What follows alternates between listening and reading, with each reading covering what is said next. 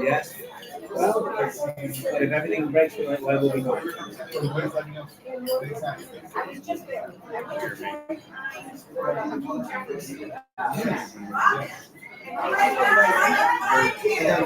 Are you involved with the library? A bit. Not as much as some people, but Faces. we're debating whether You are doing well. we're always like, Welcome to Atlanta Debaters. Right now, we are here in Atlanta. Everybody, I mean, I love and miss real time, hoping that you can hear all that is happening in real time.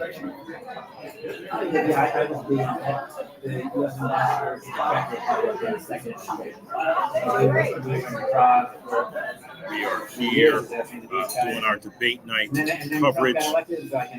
Everybody just meet us for the first time. Michael, Blake, great to see you all. Welcome.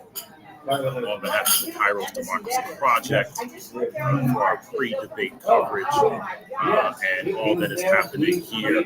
I want to kick this off immediately. We're going to have people giving analysis across the country. First and foremost, we're going to go to Amy Mercado. Amy Mercado out of the great state of Florida. Amy Mercado, let's bring her in right now. As we get ready for what's happening on tonight, Orange County property appraiser. We'd love to hear from this great leader. Amy, great to see you. We'd love to hear from you in terms of what you're looking to hear tonight in the debate from both candidates for the state of Florida, for the Latino community, for women leaders, etc. Amy Mercado, Orange County property appraiser, take it away. Thank you, Michael. Nice to see you. And hello, everyone. And thank you for watching. It's exciting to be here and to hear what's actually happening. First and foremost, I would say that I would love to hear and see from both the candidates, but very specifically from the president, how we move forward, how we continue in our path, how we continue in our growth and all the successes that we have had throughout the last 4 years. And specifically for the people of Florida, especially during this hurricane season and the amount of damage that we have had throughout our state in the last couple years, especially with hurricane season that just started for us. So it's actually important for us to understand where we are in climate, where we are on the economics, on the economy itself, on growth, and the population changes. And for me, very specifically from a Latino perspective, in a state where the Hispanic population has grown immensely. We're 5.7 million of the 22 million in Florida, and in Orange County, very specifically, where I am from, and I'm thankful to represent the Orange County Property Appraiser's Office. We have 33% of our population is Hispanic, so I want to understand where we are with growing our Hispanic spaces, speaking our language, speaking about us, and speaking in the spaces that are necessary for all. So I am very excited to see what the president has to offer and what kind of spin former President Trump has to say. Talk to us about all that's been happening in Florida. Clearly, it's been challenging to watch. Give people perspective that are not in the state of Florida. In addition to South Florida, Miami, in addition to Orlando, where are there other places across the state that are important to be paying attention to for someone to have victory? No, it's important to actually pay attention to across the state. We are such a diverse state. We're pretty large in mass, but also in population. And in areas and pockets outside of the large metropolitan areas, as you mentioned, Miami-Dade very specifically, Orange County or Orlando, which is in the center of the state. But there are smaller counties, Seminole County near us, Lake County, Volusia County, all around our surrounding area are growing and growing very fast. Population is growing. Hispanic population has come from all over the world, very specifically in the last 10 years. A huge amount of Puerto Ricans that have come and stayed. Because of the pandemic, we had an influx of folks that have come throughout, throughout the state, but Central Florida very specifically. But even smaller pockets, even in the northwest area of the state, in the Panhandle, the growth is immense, and the Hispanic population is really what drives good chunk of the change. And so I want to see and hear what has to be said, as well as where we are with women's health, because Florida really drives a lot of this narrative. The abortion discussion is driven from very, fast forward from Florida. We are the grounds where things are tested. And so we want to understand where we are from a Florida perspective, and how the president is handling these things for us and fighting for us.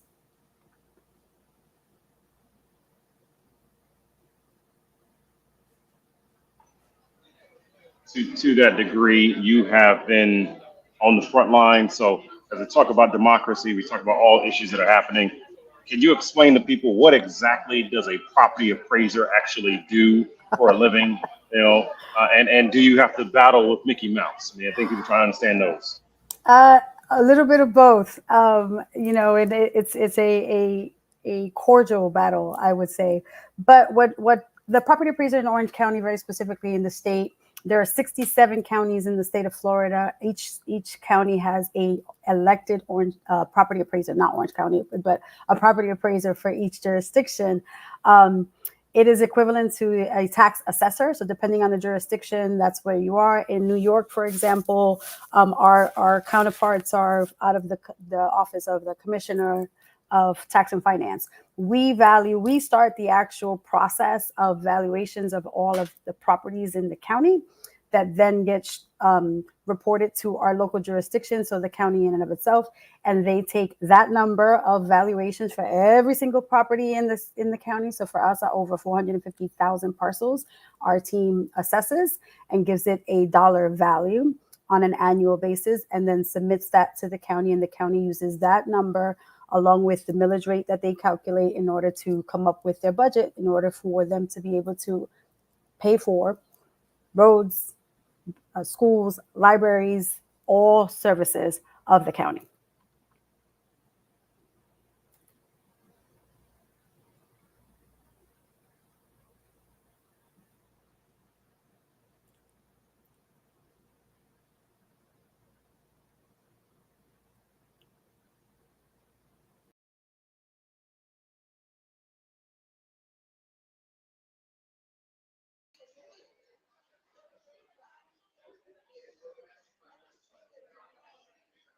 Excellent. Yeah. Good evening, everybody. Again, just good evening. Hope you're well. I know it's a little bit loud here, but we're just trying to give y'all information in real time. I'm everybody, Michael Blake, KAIROS Democracy Project here from Atlanta, Georgia, getting ready for the debate that starts in 45 minutes. Grateful for the words of the incredible Amy Mercado, Orange County property appraiser. The purpose of what we're working on with the KAIROS Democracy Project: how do we have the intersectionality of race, issues, and the storytelling of democracy? That is why we're here. And so you're going to hear from people all across the country in getting us ready. We're getting ready to have others that are going to be joining us right now accordingly. Next up, Brent Colburn, a man who understands what's going on. He's done a little bit of prep in this whole communications thing. Brent and I go back to our days of Michigan, then as a national comms director in 2012. Brent, good to see you, brother. I'm glad we're both embracing our gray. Me and my beard, you're up top, and we're here right now. I was about to say, it's hard to believe that it was 12 years ago that you and I were sitting in Chicago getting ready for President Obama's first debate with Mitt Romney. And I was actually going to say, your beard wasn't gray and I didn't have these glasses. So some things have definitely changed in the last 12 years. I mean, look, we got to do what we got to do for the good of democracy. Just trying to just continue to contribute, We're thrive and survive out here. Thrive and survive.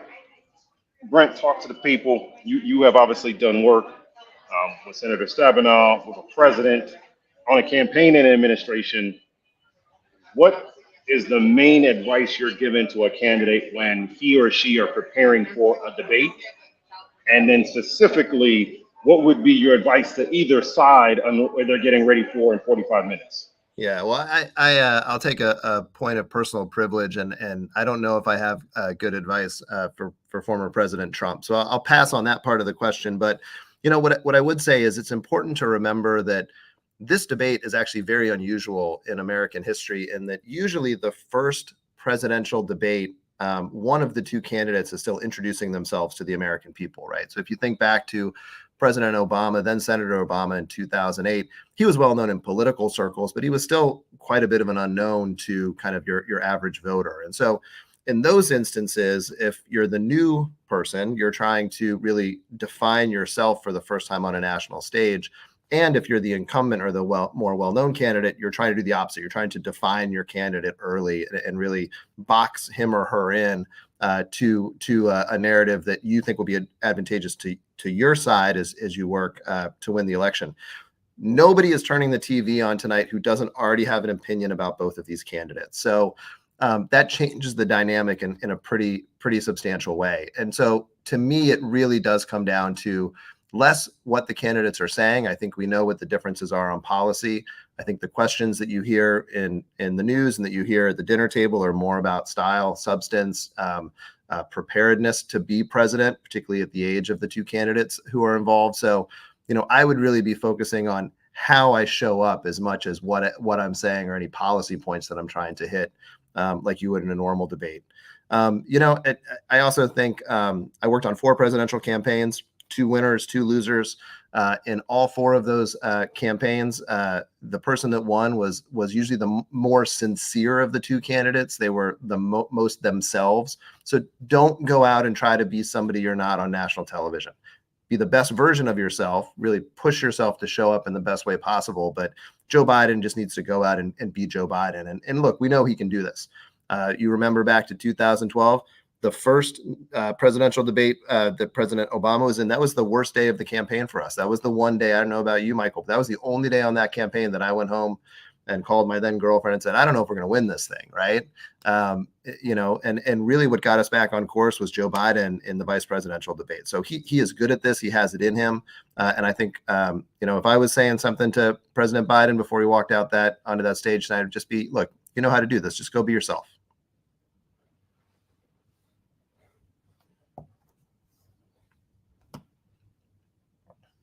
Well, I think we lost you, Michael. This is dangerous for you because I could just start telling Michael Blake stories and then we might up the ratings. But yeah. The joy of just be yourself is the joy of the sounds of Atlanta in real time. That's right. That's right. That's right. The equally, Brent, just talk to us around the intersection of technology in this moment right now. There are so many people that are trying to assess, should I trust what I'm seeing, disinformation, etc. How do you factor that into your plan as a debater, right? Like at the end of the day, you're trying to get that line that people will remember, that information you're trying to remember. How would you give people that kind of prep? Yeah, I think it's a really good question. And not to do a history lesson, but my first presidential campaign was the Gore campaign in 2000. And I was a very junior person on that campaign.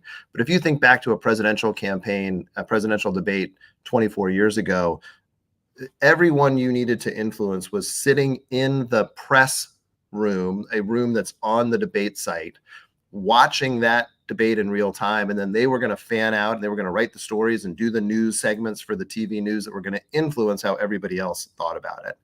We've now seen this progression over the last 24 years where, even 12 years ago, Michael, how many people did we have sitting in a room in Chicago whose whole job it was to watch that debate and fan out to groups of influencers who then had their Twitter accounts and their Facebook accounts and, today your TikTok accounts and try to create that ripple effect digitally. And yes, we're talking to the press. Yes, we want to influence how we show up in the press, but you need to be pushing out across all of those channels. And you need to do it in a kind of aggressive way, right? Because you need to do it in real time. And look, I think there's a lot of questions around mis and disinformation. I think the exciting part about that is it gives citizens a way technology gives citizens a way to engage with these debates beyond just watching. In 2000, 2004, all you can do is sit back and watch and have opinions. Now you can share those opinions and try to influence others. The downside is it does lead to a lot of kind of junk out there. I'll use PG terms here, right? So a lot of junk in the system. And so that's why it is so important for these campaigns to at the same time be making sure they're influencing how this does show up in the mainstream media, because at the end of the day, a lot of people are still going to go to those trusted sources of information. Statistically speaking, most Americans still get their news from the local nightly news. And so you need to be showing up in those channels with the same level of aggressiveness that you're showing up in TikTok and in people's feeds. It's an all or nothing kind of strategy at this point. And then lastly, Brent, from a communication standpoint, people may not realize, obviously, a communications director has to oversee the broader vision, not just what happens within a press secretary and other individual writing. You got to think through rapid response. You got to think through what's the next day.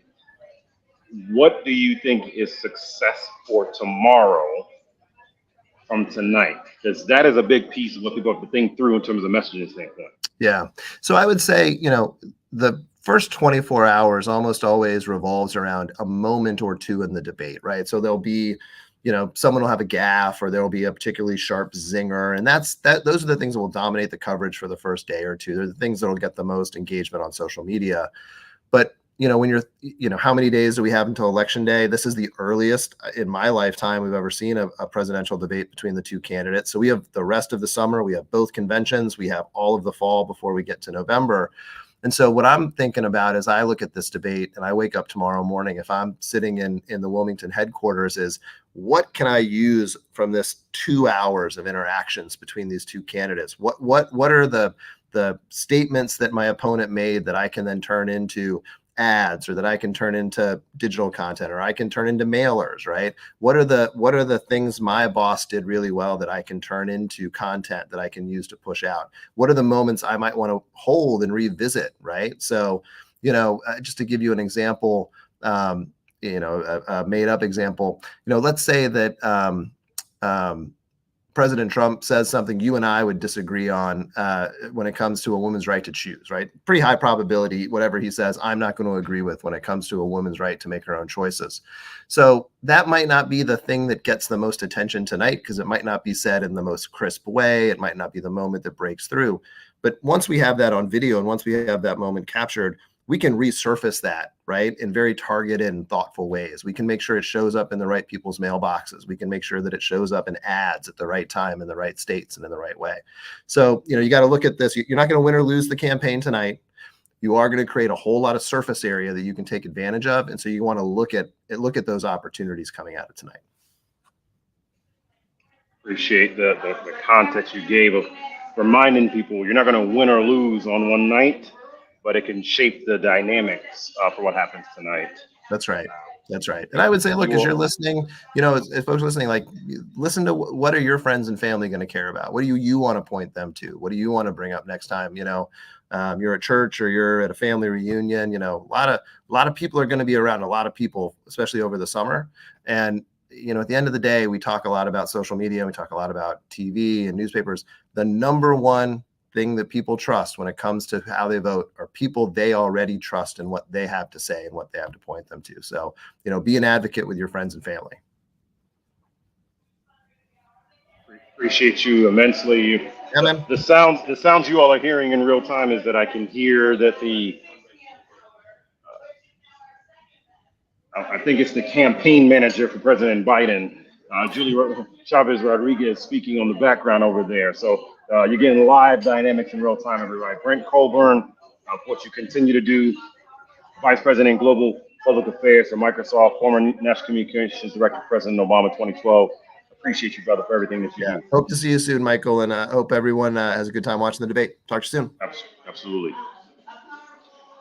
Let's keep this energy going. Everybody, good to see you all again. Michael Blake, CEO, founder of KAIROS Democracy Project. We are focused on the intersection of race, storytelling, and democracy. It's impossible for us to be talking about that without talking about what happens with Black voters. Let me come to now Quentin James, our co-founder of the Collective PAC.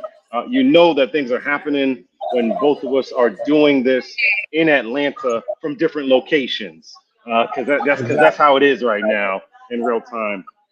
Q, good to see you, brother. You too. Thank you so much. Talk to the people, man. Talk to people what you're looking for tonight. Talk to people about Collective, why tonight is important for Black folks. Oh, man, we're so excited to be here back in Atlanta, the epicenter of presidential politics tonight. Listen, we have over 400 people here at the gathering spot about to tune into this amazing debate tonight between President Biden and former President Trump. Listen, Black voters will be critical in determining who is in the White House come January 2025, who is Speaker of the House down the street in U.S. Congress come January 2025, but also who controls the Senate.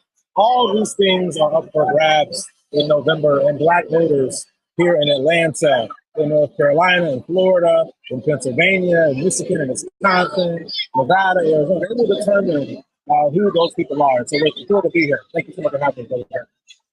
Absolutely. And for perspective, because we're hearing a lot about Black voters across the country, give people perspective right now, tuning in and watching.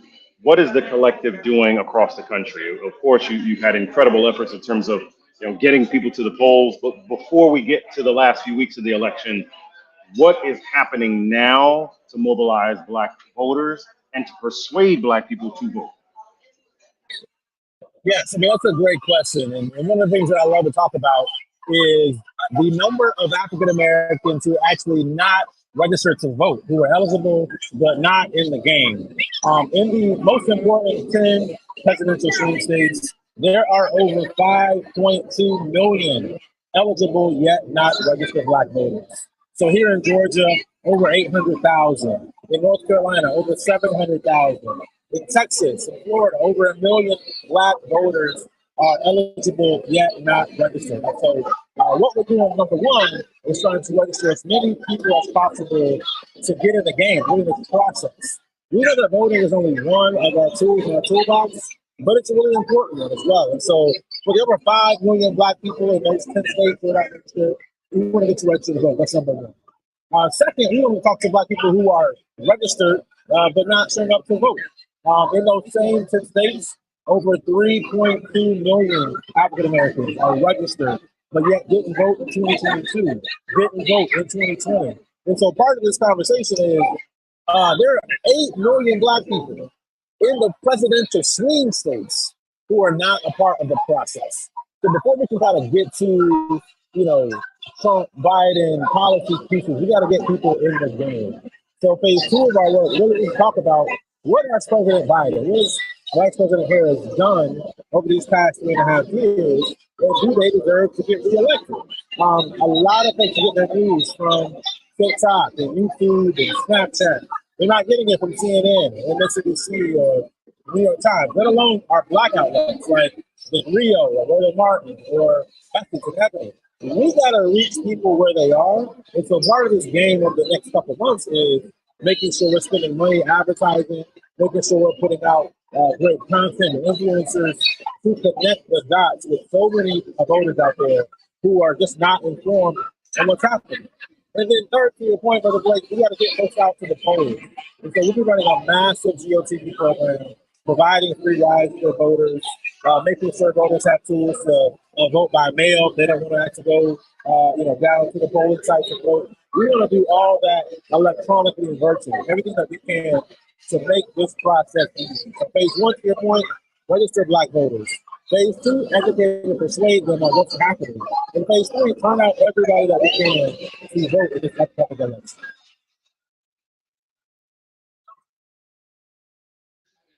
$8 million, y'all.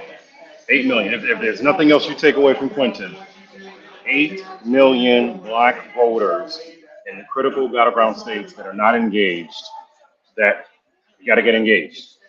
And if there's nothing else you take away, remember that number, 8 million Black voters. Follow the collective, support the collective, be engaged with the collective, everybody. Collective will be down in New Orleans next weekend for Essence. I'm having an event on Saturday, and we'll be having events all across the country. So shout out to what Quentin and Stephanie have been building out with the collective. Quentin, appreciate you, brother. I know you got your people over there, so I got love for you all day for taking the time. No, thank you, Blake. Thank you for the Atlas Festival. Thank you to the KAIROS Democracy Project. Thank you for what you're doing as well. raising up the issue of democracy for our folks around the country. We couldn't do this work without the partnership. And so thank you for everything you're doing. Can't wait to see you maybe tonight, maybe next week. We'll see. But thank you so much, brother. Absolutely, absolutely, brother. Appreciate you always. Everybody, we're at the 8:31 hour. Michael Blake, CEO, KAIROS Democracy Project. We are coming to you live from Atlanta. We have our debate coverage, pre, during, and post of the first presidential debate of the 2024 cycle happening here in Atlanta at the CNN studios. But we wanted to give you feedback from people that are engaged right now about what is happening. And so let's keep this energy going. Nye Whitaker, executive consultant, former White House presidential appointee. Nye has been doing incredible work across this country. She's been amplifying democracy. I know she's hosting a watch party in New York right now. Nye, talk to the people. Talk to the people about why is tonight so important for people to be aware about getting involved with the elections. Nye Whitaker. Thank you so much, Brother Blake. Yes, we're live here in Harlem. And I have to say, African Americans, Latinos, Indigenous people, all people of color know the assignment. We're not at the table, we are on the menu, and here we are out to watch in numbers to make sure that the community can convene and listen and pay witness and bear witness, and then tell their friends that their voice matters, their vote matters, that they matter, and that we see them. And that in this election cycle, there is no standing around, there is no sitting on the sidelines. We have ways and activities from your couch to the corner for you to take action, because the vote is that precious. It is the single most important thing we can do in 2024. I have to tell you, the word here on the streets, regardless of what you're hearing in the news, is that the communities of color are here, they are ready, and they know the assignment. Yeah, you might have just given us a new hashtag, from the couch to the corner. We got to have people involved when it comes to getting involved with the election right there. Lastly, Nye, and again, appreciate you, because again, I know you have your own watch party happening in New York. New York is a state that typically people look at it and say, well, it doesn't matter for the general election. It's very different this time because not only is it a border state for Pennsylvania, but there's 4 congressional districts that will have major impact. What do you want the people of New York, the people of California, the people of Texas, the people in states that are not the traditional battleground states, what do you want them to hear? The people in Massachusetts, what do you want them to hear as to why they have to be involved? So 2 things. Number 1 is New York is now a battleground. When that supposed red tsunami was supposed to take over the world, it missed a lot of places, but it did show its face here in New York. And there are key seats that we need to make sure 5 to flip and 1 to hold. Otherwise, the math won't be mathing this year. And so if we want to get to that holy grail and make sure we are able to have a democracy that is reflective of us and a government that works for us, New York is now a battleground. And there's 2 key things I want people to remember. So goes New York, goes the rest of the world. So as you're making calls for your other swing states, you need to be making calls for New York as well. Secondly, New York has a very crucial piece of legislation on the ballot, the New York State Equal Rights Amendment, which I am proud to be a part of the team that helped bring that to fruition. The New York State Equal Rights Amendment will provide protections against discrimination based on your reproductive health decisions, based on gender identity, based on your ethnicity, based on your immigration status, based on your ability or disability, and much, much more. So the New York State Equal Rights Amendment will be on the ballot in November in the state of New York, and I think it will set a precedent around the country. If the federal government won't pass the ERA, we will get it done in New York and be a beacon of democracy and progress for all. That's the energy we like right there. Nye Whitaker, we appreciate you. We thank you. Reminding people, no matter where they're at, they have to be in the game. Grateful for you, Nye. Hold it down at your watch party. Hold it down at your watch party Thank you so right much, there. Brother Blake. We appreciate you. Appreciate you. We're keeping this moving, everybody. Again, if you're welcome, if you're just joining us, KAIROS Democracy Project, follow us at kairosdemocracyproject.com. This is around the intersectionality of storytelling, of how race and issues and demographics are intertwined around our democracy. Allow me to go to 2 incredible leaders who are doing that every single day. First, let me go to Jay Artist Wright, Executive Director of Freedom Coalition for Charter Schools. Jay has been doing a thing across the country. She's been a champion and an incredible visionary. Jay, great to see you. Talk to the people. What is it that you are looking to hear from the candidates as it relates to education and families? We're seeing so many things going on right now Yeah. across the country. You are a national voice in this space. What are you expecting to hear from them tonight? Yes, thanks so much, Michael. Thanks for having me. The biggest thing that I'm expecting here tonight is a clear indication of how either administration is going to tackle the issue of public education. Unfortunately, we've seen the issue around public education be completely polarized. On the left, you have a situation where it is all about teacher pay and teacher growth, which is great, and we fully support that. But that's an adult issue. What's happening in the classrooms every day is that we're losing our students. Students are deciding to go to other places. Students aren't feeling welcome. And on the right, we have a situation where people are saying, well, you should empower yourself to choose a different type of school to go to, and a huge push to promote school choice.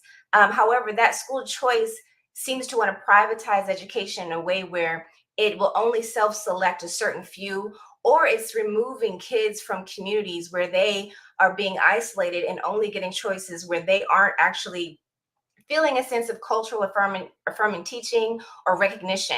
And so what we see in our organization is a clear middle from 3.7 million students across this country who have chosen not only to go to a charter school, but a huge population of Black and Latino families who want different options in public education, who want to support education, who believe in teacher pay, but also are really concerned about the huge chasm in learning loss that's happened since the pandemic and even before the pandemic. And so what I'm looking for, first and foremost, is for Biden to continue to double down on his support for education, but to go deeper, to talk to students, to talk to parents, to bring agency to parents who are actually being swayed right now from the right, who are saying, look, you have the power to choose to send your kid wherever you want to send them, but we want you to send them to a place where we will have them be getting a homogenized learning environment. And that's not what Black and Latinos family want. Black and Latino families want quality education. They want the power to choose what works best for their kids. And what we want to see is that quality education resonate through our communities themselves. And so I'm really looking for a huge platform on public education. We are in people don't want to say it, but we are in a state of crisis in this country when it comes to our kids not being able to read on grade level and the atrocious literacy rates. And that's only going to improve if we allow people to have more options. Look, at the end of the day, teacher pay is a huge issue, but increasing teacher pay and having empty classrooms doesn't help anybody. Where are our kids going? What do we need to do to bring students into these classrooms to create innovative environments where they want to learn and that they are getting the proper education they deserve? That was a pretty strong mic drop right there. I mean, it was almost as if you're ready to be on the debate stage yourself right I'm now. ready. I'm ready. I am. You're ready. You're ready to be in the fight. I like that. For anyone that wants to learn more about your work at FCCS, how can they learn about it? And what is it that is something that can be helpful in the States moving forward to support your work too? The biggest help that we can get is understanding that there is a clear definition for Black and Latinos of how we show up for our ability to choose. Black and Latino families have not had agency to choose in the same way other people have. And so what we've seen in the charter school space is a need for autonomy, a place to get autonomy. So what we need at the local levels for more people to support the idea of that. I'm not saying that you have to go charter. I'm not saying that you have to go private. What I'm saying is we need to have agency and autonomy in our community so that my child doesn't have to drive 100 miles to get a quality education. They can get it right in their backyard, right in their communities. And so I need that to trickle down locally. I need our elected officials, both on the national level and on the state level, to embrace what basically the Obama administration was talking about when he got into office. And that is this idea of reimagining education, being innovative about it. We are in the 21st century. We need more ideas and thoughts around the historically age-old systems that have, quite frankly, not helped our students. Yeah, that's right. So grateful for you. Grateful for what you're doing for the families, for the children, for our students, and a continual voice. Everyone around the country wants you to make sure look out for the voice and name Jay Artist Right. Look out for the work what she's doing with the Freedom Coalition. Grateful for you and all that you do, Jay. Thanks so much. Thanks for having me.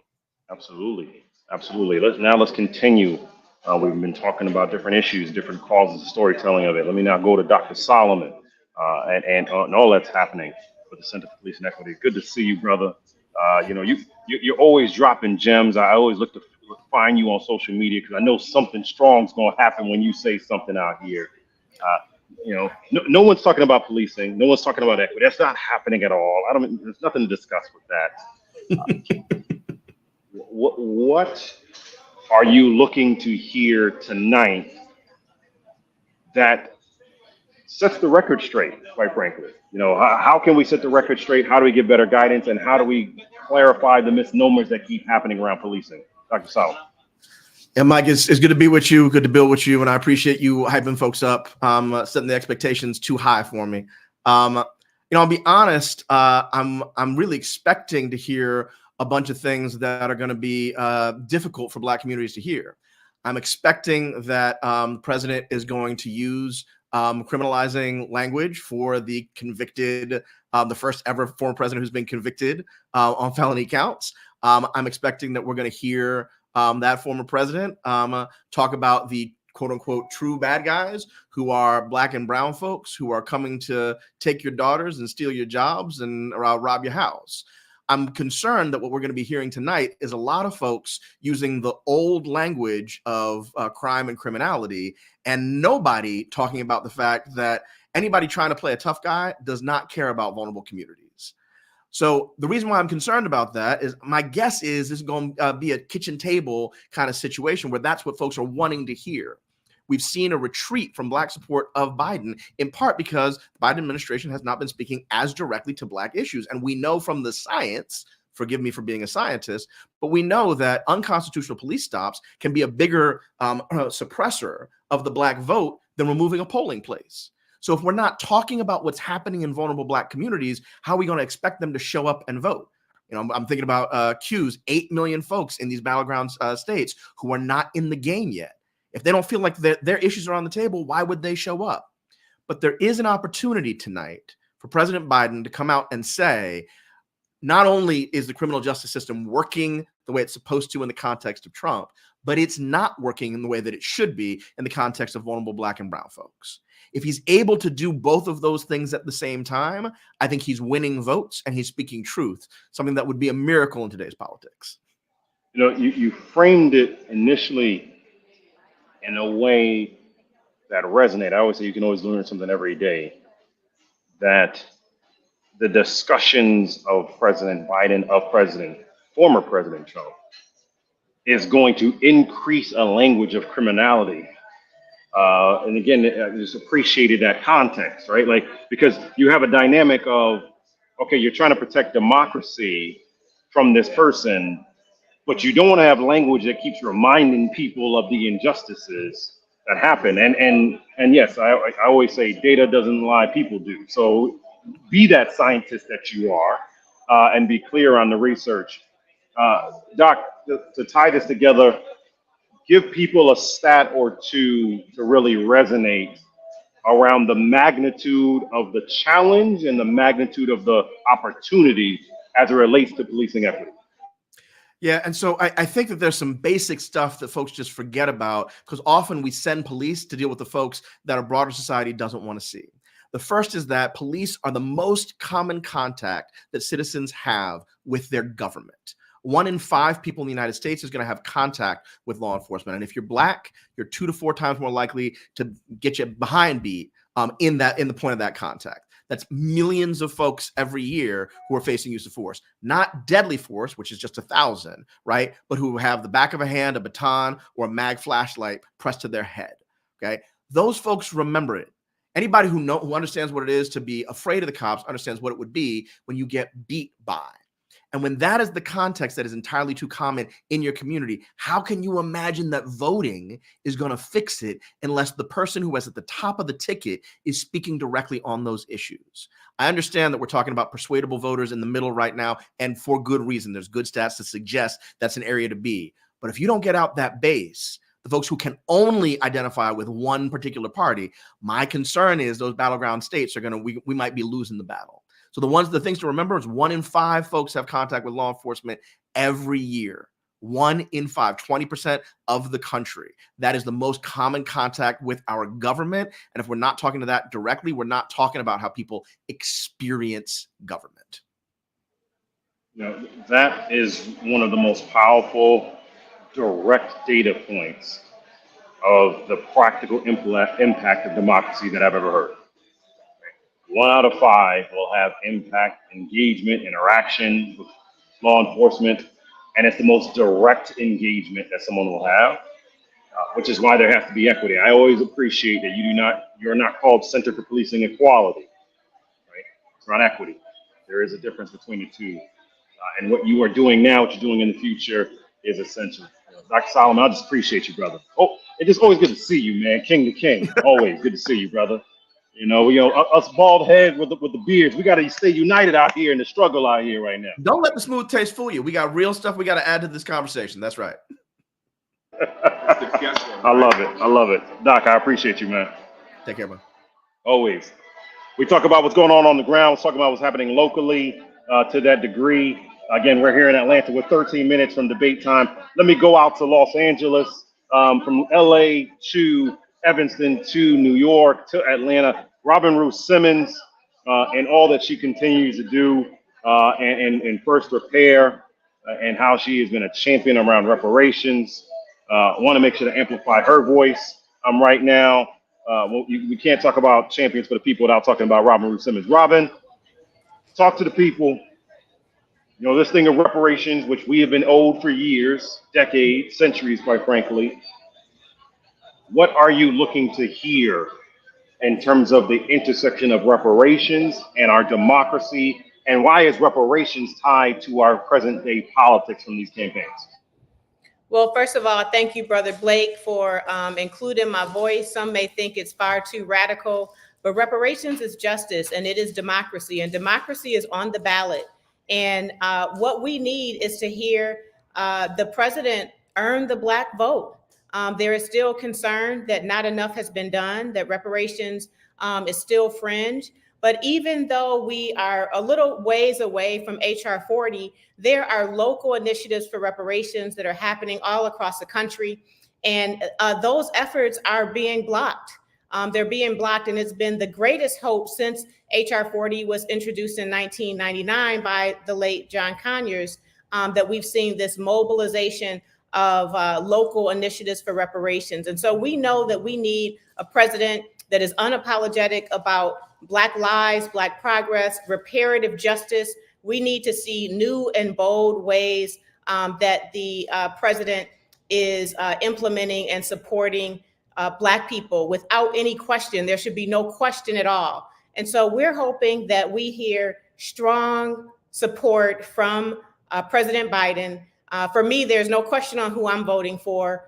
There is definitely a need that we have a president that supports democracy, that is justice-centered and progressive and so on. And so there's no question for me, but there are many, many millions of Black voters that just are not convinced. They're not inspired. They're looking to sit out. And so I hope that he comes as hard as he can, that he digs deep, that he really makes a commitment, one that we believe in, a very compelling argument, that he articulates what has happened already in the administration and what he plans to expand on in a next administration.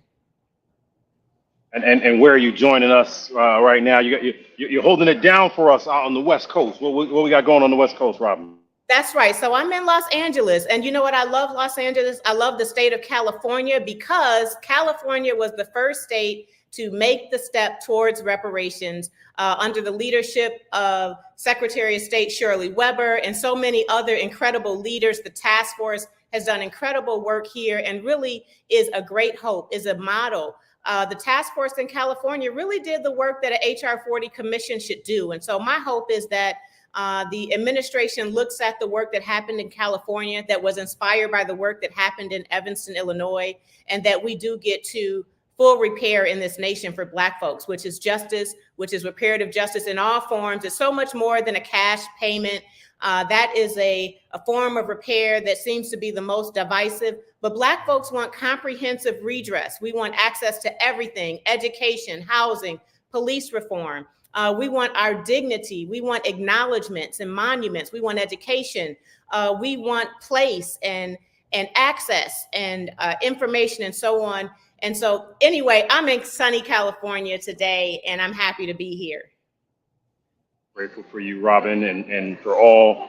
If you don't know about First Repair, you need to learn about First Repair. We all need to support First Repair. We need to be supportive of it. There's a nonsensical lawsuit from Judicial Watch. Judicial Watch has lost many times in this country. They're not only trying to stop the reparations program, they're trying to get reparations for white residents in Evanston. It is ridiculous what is being proposed right here.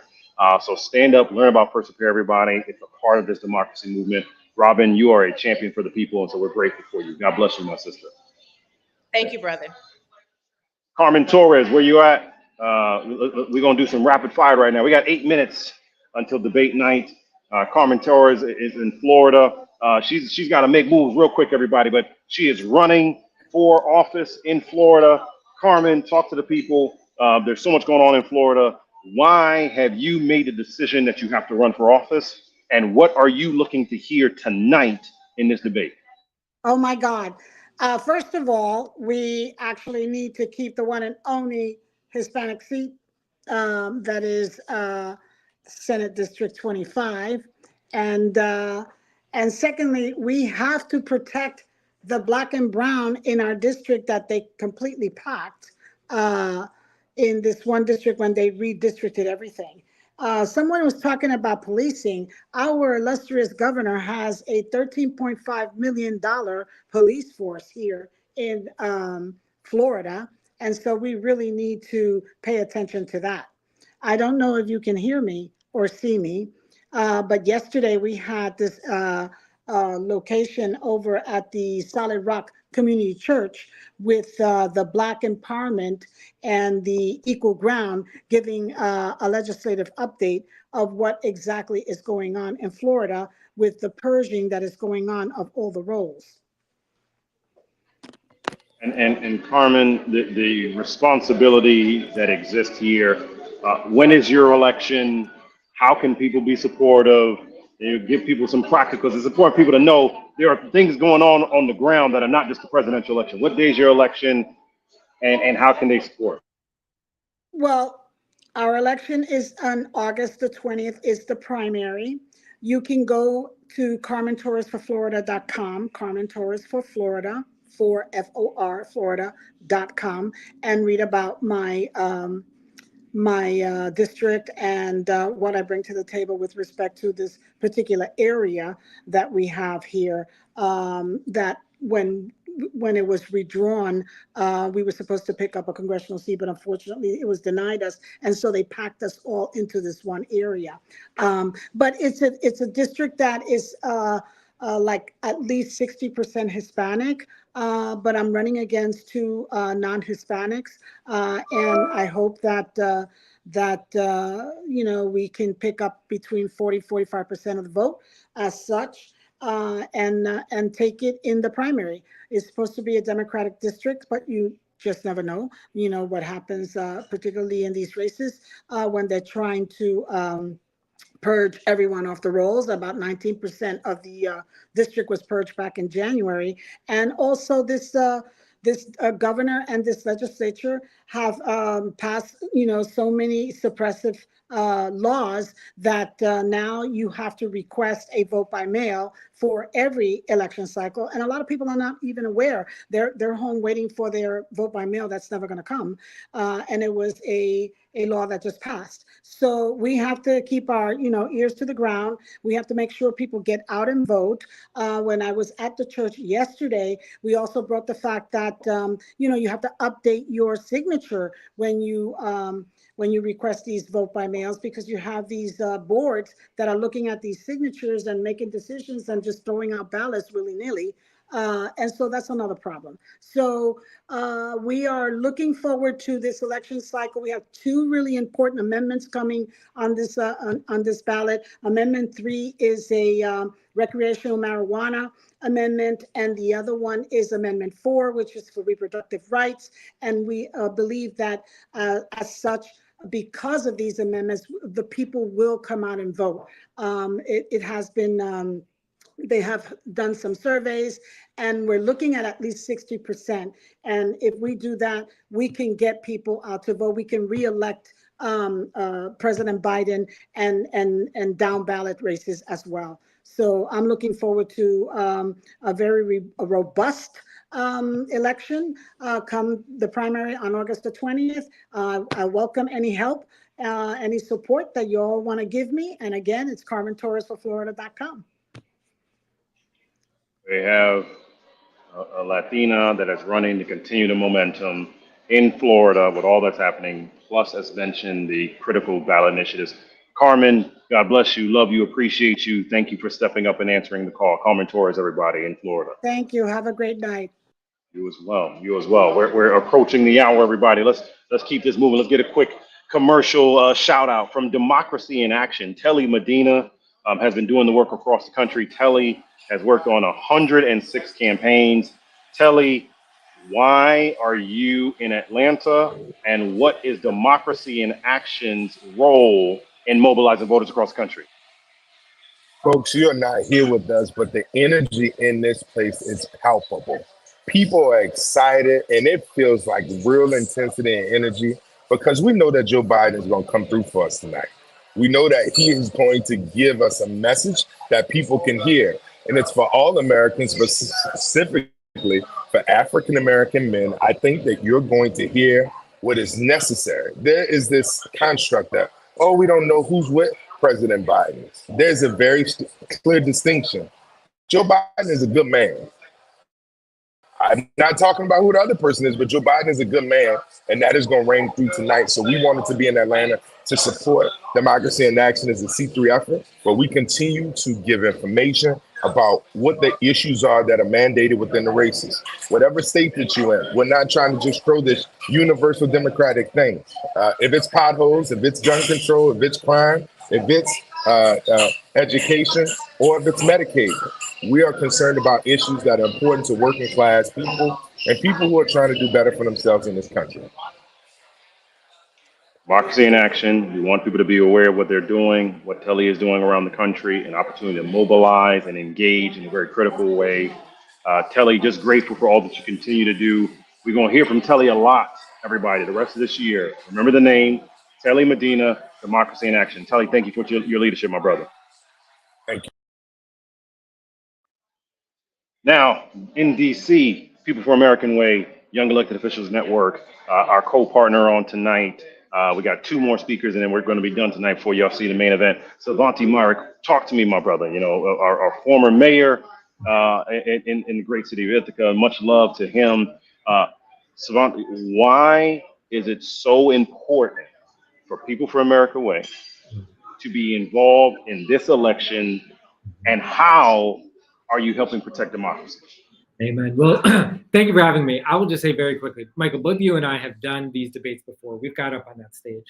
We were fighting for affordable housing. We were fighting for good jobs. We were fighting just like President Biden has been. He has accomplished the lowest Black unemployment rate ever. He's created more new Black businesses than any president under his term. He's appointed more Black justices and more Black women as justices than any president ever, including the first Black women to the U.S. Supreme Court.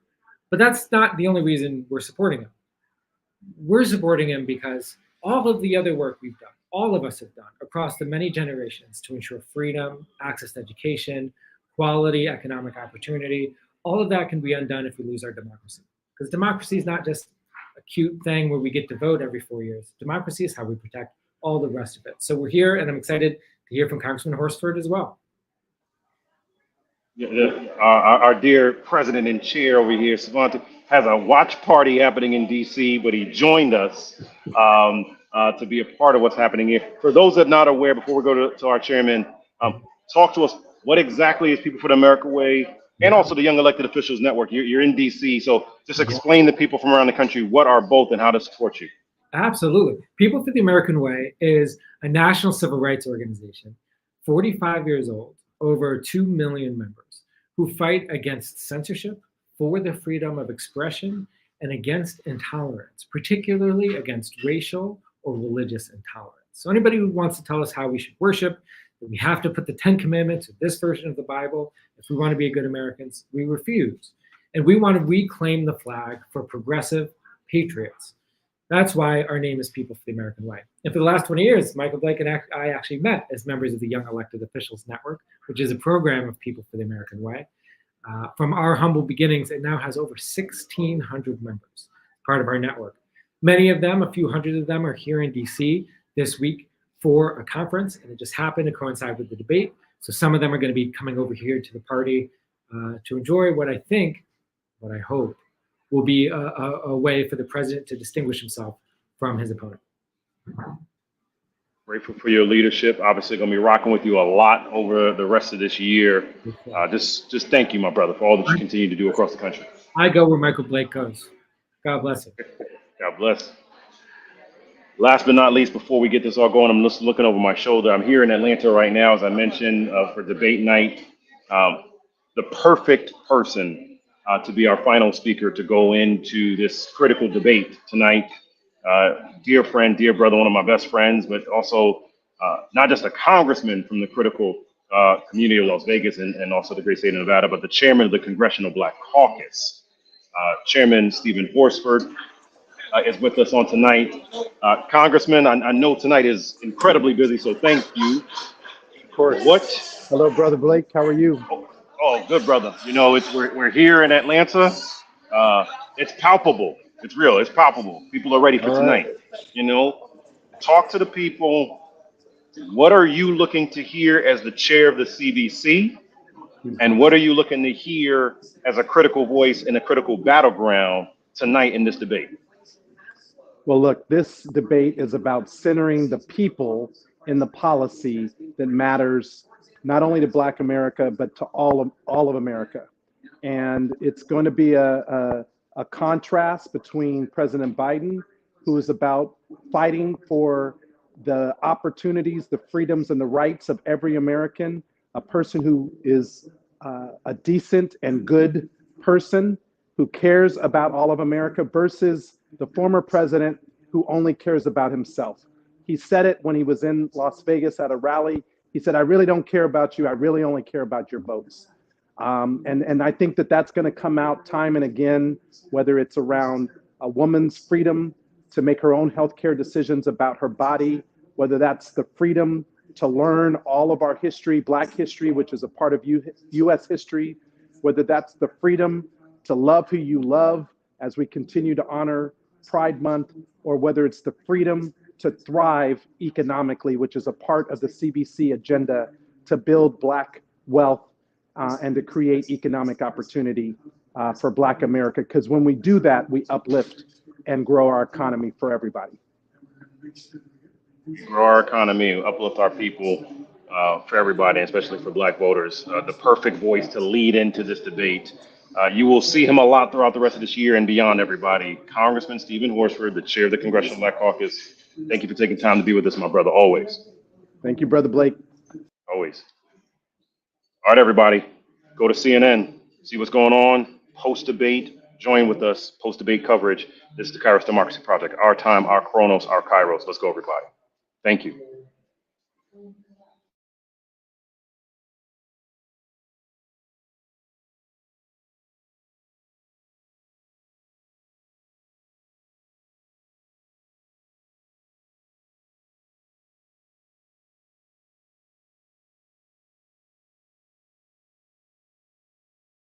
For any drug, all the drugs they conclude beginning next year. And the situation is we're going to make that available to everybody, to all Americans. So we're working to bring down the price of around the kitchen table, and that's what we're going to get done. Thank you. President Trump? We have the greatest economy in the history of our country. We have never done so well.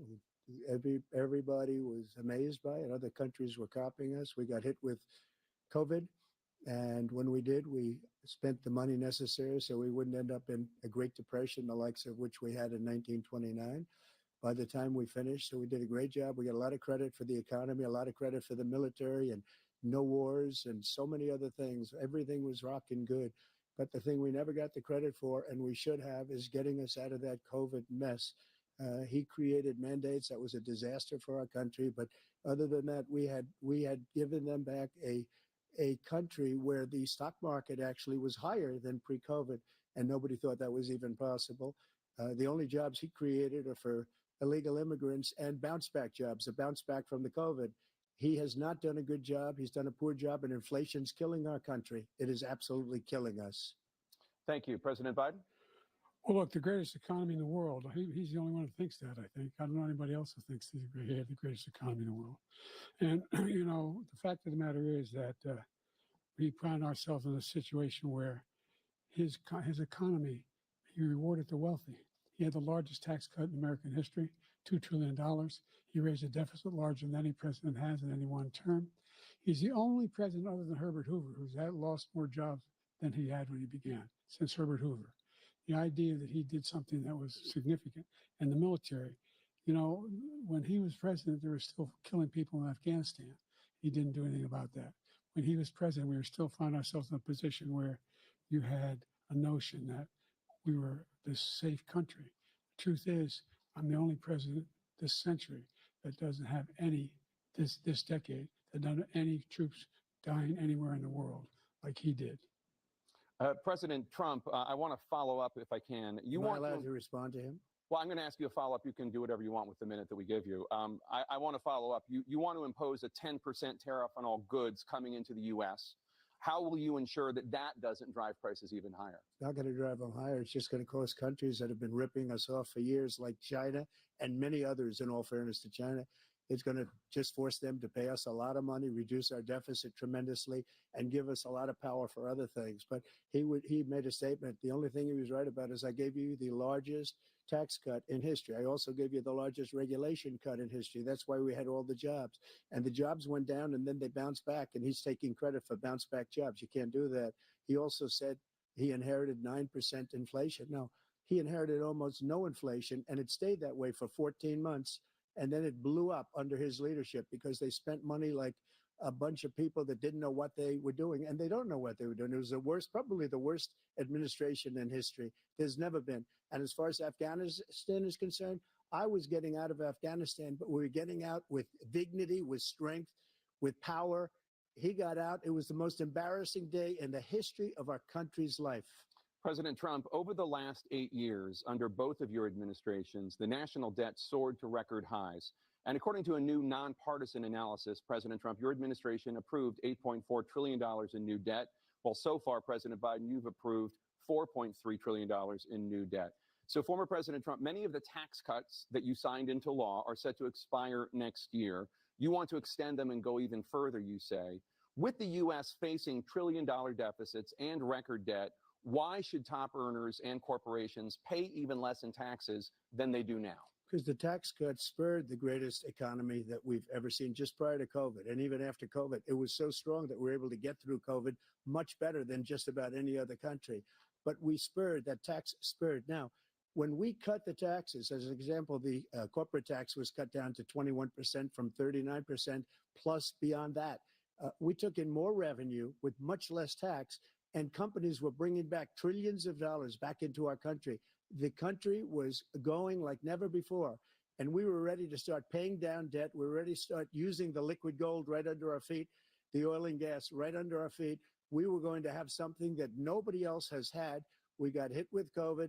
We did a lot to fix it. I gave him an unbelievable situation with all of the therapeutics and all of the things that we came up with. We gave him something great. Remember, more people died under his administration, even though we had largely fixed it. More people died under his administration than our administration, and we were right in the middle of it, something which a lot of people don't like to talk about. But he had far more people dying in his administration. He did the mandate, which is a disaster, mandating it. The vaccine went out. He did a mandate on the vaccine, which is the thing that people most objected to about the vaccine. And he did a very poor job, just a very poor job. And I will tell you, not only poor there, but throughout the entire world, we're no longer respected as a country. They don't respect our leadership. They don't respect the United States anymore. We're like a third world nation between weaponization of his election, trying to go after his political opponent, all of the things he's done. We've become like a third world nation, and it's a shame. the damage he's done to our country. And I'd love to ask him, and will, why he allowed millions of people to come in here from prisons, jails, and mental institutions to come into our country and destroy our country. President Trump, we will get to immigration later in this block. President Biden, I want to give you an opportunity to respond to this question about the national debt. He had the largest national debt of any president in a 4-year period, number one. Number two, he got $2 trillion tax cut, benefited the very wealthy. What I'm going to do is fix the tax system. For example, we have 1,000 trillionaires in America. I mean, billionaires in America.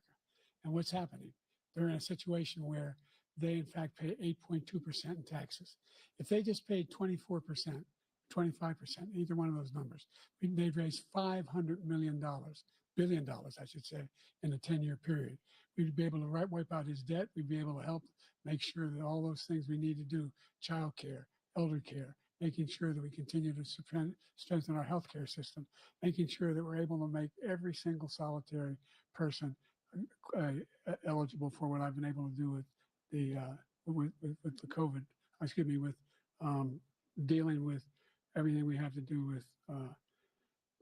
Look, if we finally beat Medicare. Thank you, President Biden. President Trump? Well, he's right. He did beat Medicare. He beat it to death, and he's destroying Medicare because all of these people are coming in. They're putting them on Medicare. They're putting them on Social Security. They're going to destroy Social Security. This man is going to single-handedly destroy Social Security. These millions and millions of people coming in, they're trying to put them on Social Security. He will wipe out Social Security. He will wipe out Medicare. So he was right in the way he finished that sentence. And it's a shame. What's happened to our country in the last 4 years is not to be believed. Foreign countries, I'm friends with a lot of people, they cannot believe what happened to the United States of America. We're no longer respected. They don't like us. We give them everything they want, and they think we're stupid. They think we're very stupid people. What we're doing for other countries, and they do nothing for us. What this man has done is absolutely criminal. Thank you, President Trump. Dana? This is the first presidential election since the Supreme Court overturned Roe v. Wade. This morning, the court ruled on yet another abortion case, temporarily allowing emergency abortions to continue in Idaho, despite that state's restrictive ban. Former President Trump, you take credit for the decision to overturn Roe v. Wade, which returned the issue of abortion to the states. Correct. However, the federal government still plays a role in whether or not women have access to abortion pills. They're used in about 2/3 of all abortions. As president, would you block abortion medication?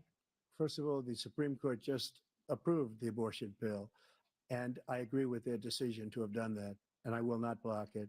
And if you look at this whole question that you're asking, complex, but not really complex. 51 years ago, you had Roe v. Wade, and everybody wanted to get it back to the states. Everybody, without exception. Democrats, Republicans, liberals, conservatives, everybody wanted it back. Religious leaders. And what I did is I put 3 great Supreme Court justices on the court, and they happened to vote in favor of killing Roe v. Wade and moving it back to the states. This is something that everybody wanted. Now, 10 years ago or so, they started talking about how many weeks and how many this, and getting into other things. But every legal scholar throughout the world, the most respected, wanted it brought back to the states. I did that. Now the states are working it out. If you look at Ohio, it was a decision that was an end result that was a little bit more liberal than you would have thought. Kansas, I would say the same thing. Texas is different. Florida is different. But they're all making their own decisions right now. And right now, the states control it. That's the vote of the people. Like Ronald Reagan, I believe in the exceptions. I am a person that believes. And frankly, I think it's important to believe in the exceptions. Some people, you have to follow your heart. Some people don't believe in that. But I believe in the exceptions for rape, incest, and the life of the mother. I think it's very important. Some people don't. Follow your heart. But you have to get elected also. And because that has to do with other things. You got to get elected. The problem they have is they're radical because they will take the life of a child in the 8th month, the 9th month, and even after birth. After birth, if you look at the former governor of Virginia, he was willing to do this. He said, we'll put the baby aside and we'll determine what we do with the baby, meaning we'll kill the baby. What happened is we brought it back to the states, and the country is now coming together on this issue. It's been a great thing. Thank you. President Biden? It's been a terrible thing, what you've done. The fact is that the vast majority of constitutional scholars supported Roe when it was decided, supported Roe. And that's this idea that they're all against it is just ridiculous. And this is the guy who says the state should be able to have it. We're in a state where in 6 weeks, you don't even know whether you're pregnant or not, but you cannot see a doctor, and have him decide on what your circumstances are, whether you need help. The idea that states are able to do this is a little like saying we're going to turn civil rights back to the states, let each state have a different rule. Look, there's so many young women who have been, including a young woman who just was murdered, and he went to the funeral. The idea that she was murdered by an immigrant coming in, they talk about that. But here's the deal: there's a lot of young women are being raped by their in-laws, by their spouses, brothers and sisters, it's just ridiculous, and they can do nothing about it. And they try to arrest them when they cross state lines. Thank you. There have been many young women murdered by the same people he allows to come across our border. We have a border that's the most dangerous place anywhere in the world, considered the most dangerous place anywhere in the world. And he opened it up, and these killers are coming into our country, and they are raping and killing women. And it's a terrible thing. As far as the abortion is concerned, it is now back with the states. The states are voting. In many cases, it's frankly a very liberal decision. In many cases, it's the opposite. But they're voting, and it's bringing it back to the vote of the people, which is what everybody wanted, including the founders, if they knew about this issue, which frankly they didn't. But they would have, everybody wanted brought back. Ronald Reagan wanted it brought back. He wasn't able to get it. Everybody wanted it brought back, and many presidents had tried to get it back. I was the one to do it. And again, this gives it the vote of the people, and that's where they wanted it. Every legal scholar wanted it that way. Staying on the topic of abortion, President Biden, 7 states, I'll let you do that. This is the same topic. 7 states have no legal restrictions on how far into a pregnancy a woman can obtain an abortion. Do you support any legal limits on how late a woman should be able to terminate a pregnancy? I supported Roe v. Wade, which had 3 trimesters. First time is between the woman and the doctor. Second time is between the doctor and an extreme situation. The third time is between the doctor, between the woman and the state. The idea that the politicians, that the founders wanted the politicians to be the ones making decisions about women's health is ridiculous. That's the last. No politician should be making that decision. A doctor should be making those decisions. That's how it should be run. That's what you're going to do. And if I'm elected, I'm going to restore Roe v. Wade.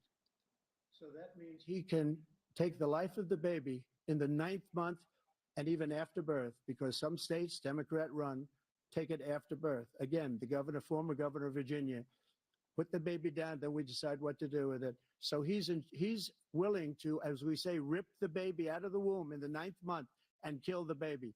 Nobody wants that to happen, Democrat or Republican. Nobody wants it to happen. That is simply not true. The Roe v. Wade does not provide for that. That's not the circumstance. Only if a woman's life is in danger, she's going to die. That's the only circumstance in which that can happen.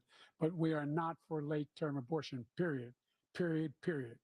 Under Roe v. Wade, you have late-term abortion. You can do whatever you want, depending on the state. You can do whatever you want.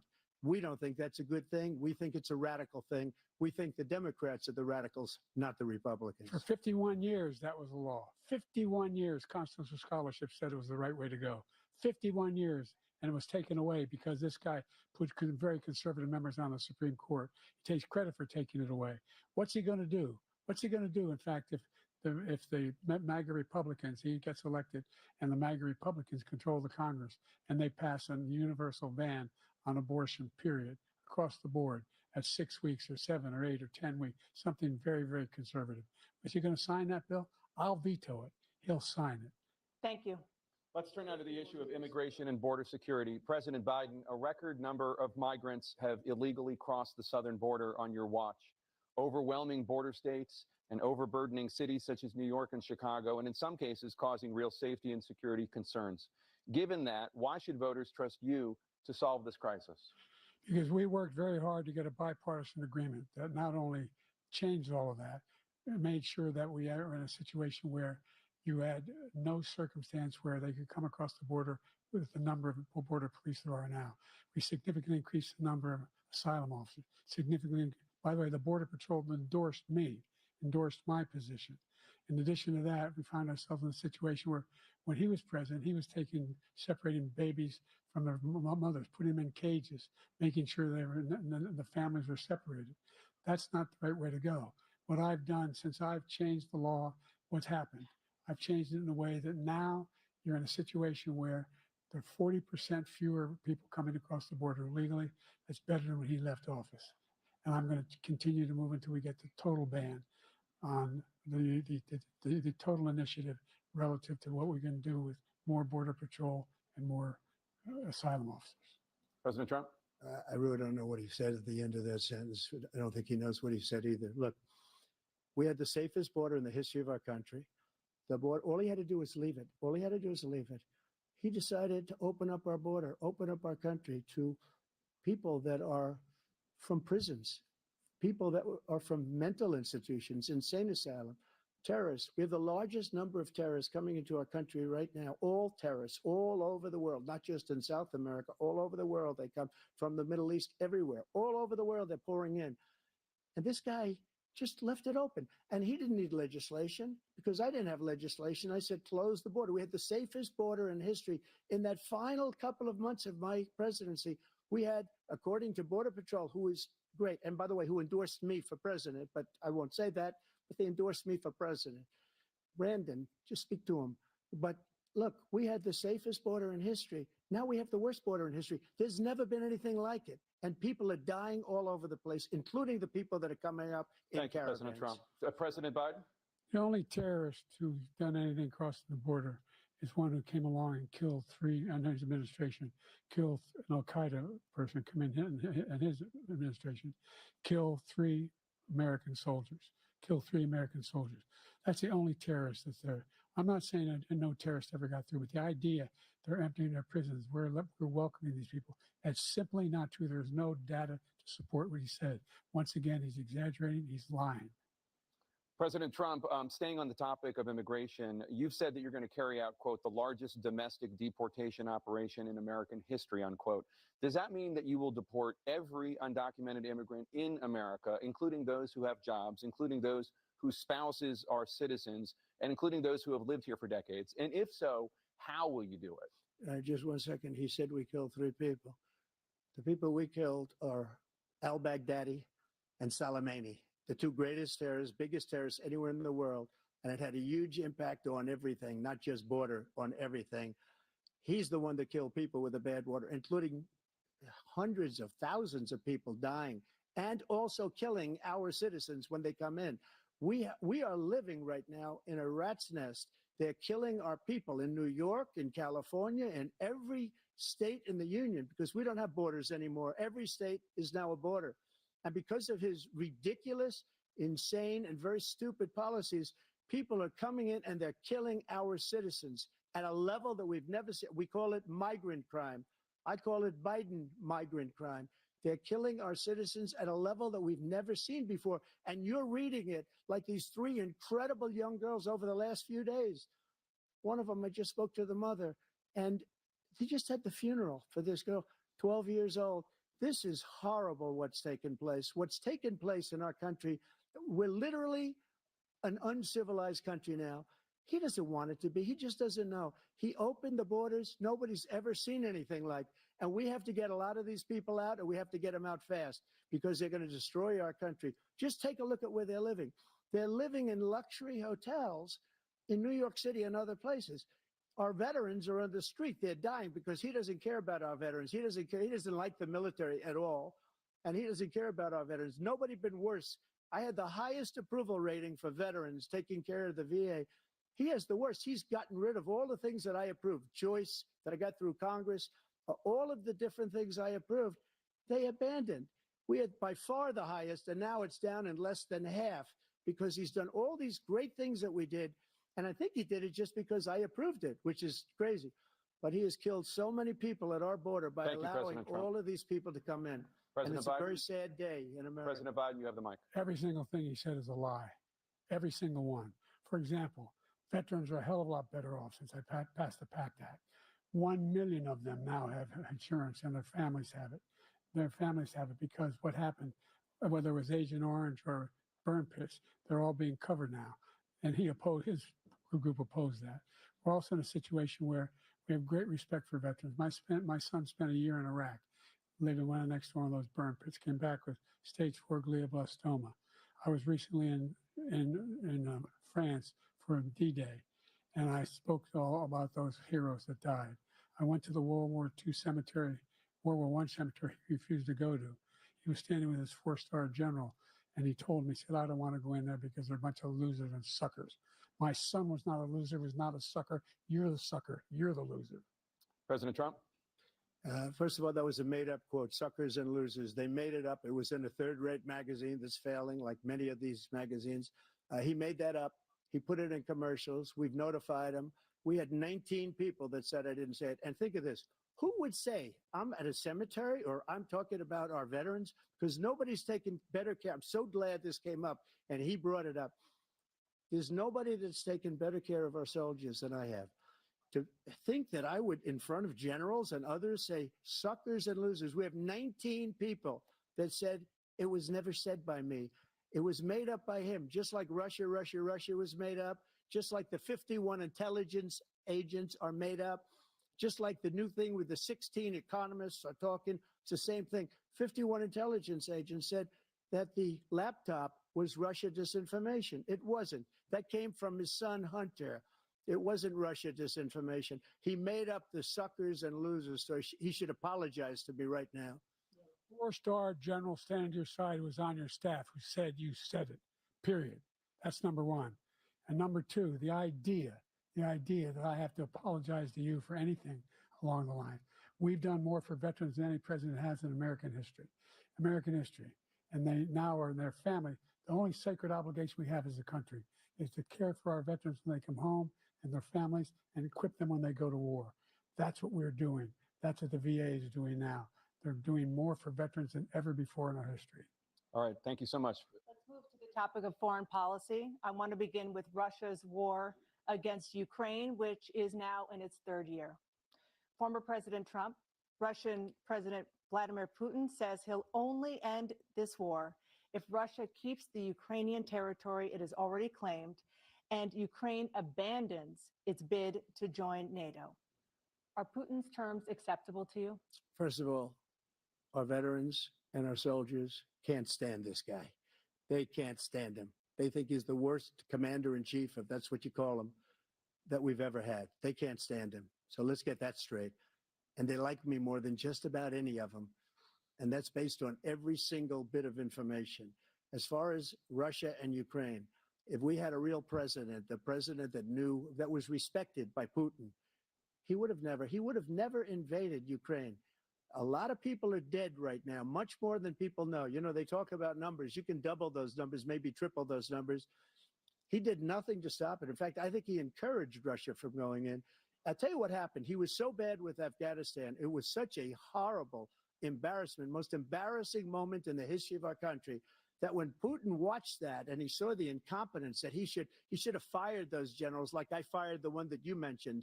And so he's got no love lost, but he should have fired those generals. No general got fired for the most embarrassing moment in the history of our country, Afghanistan, where we left billions of dollars of equipment behind. We lost 13 beautiful soldiers and 38 soldiers were obliterated. And by the way, we left people behind too. We left American citizens behind.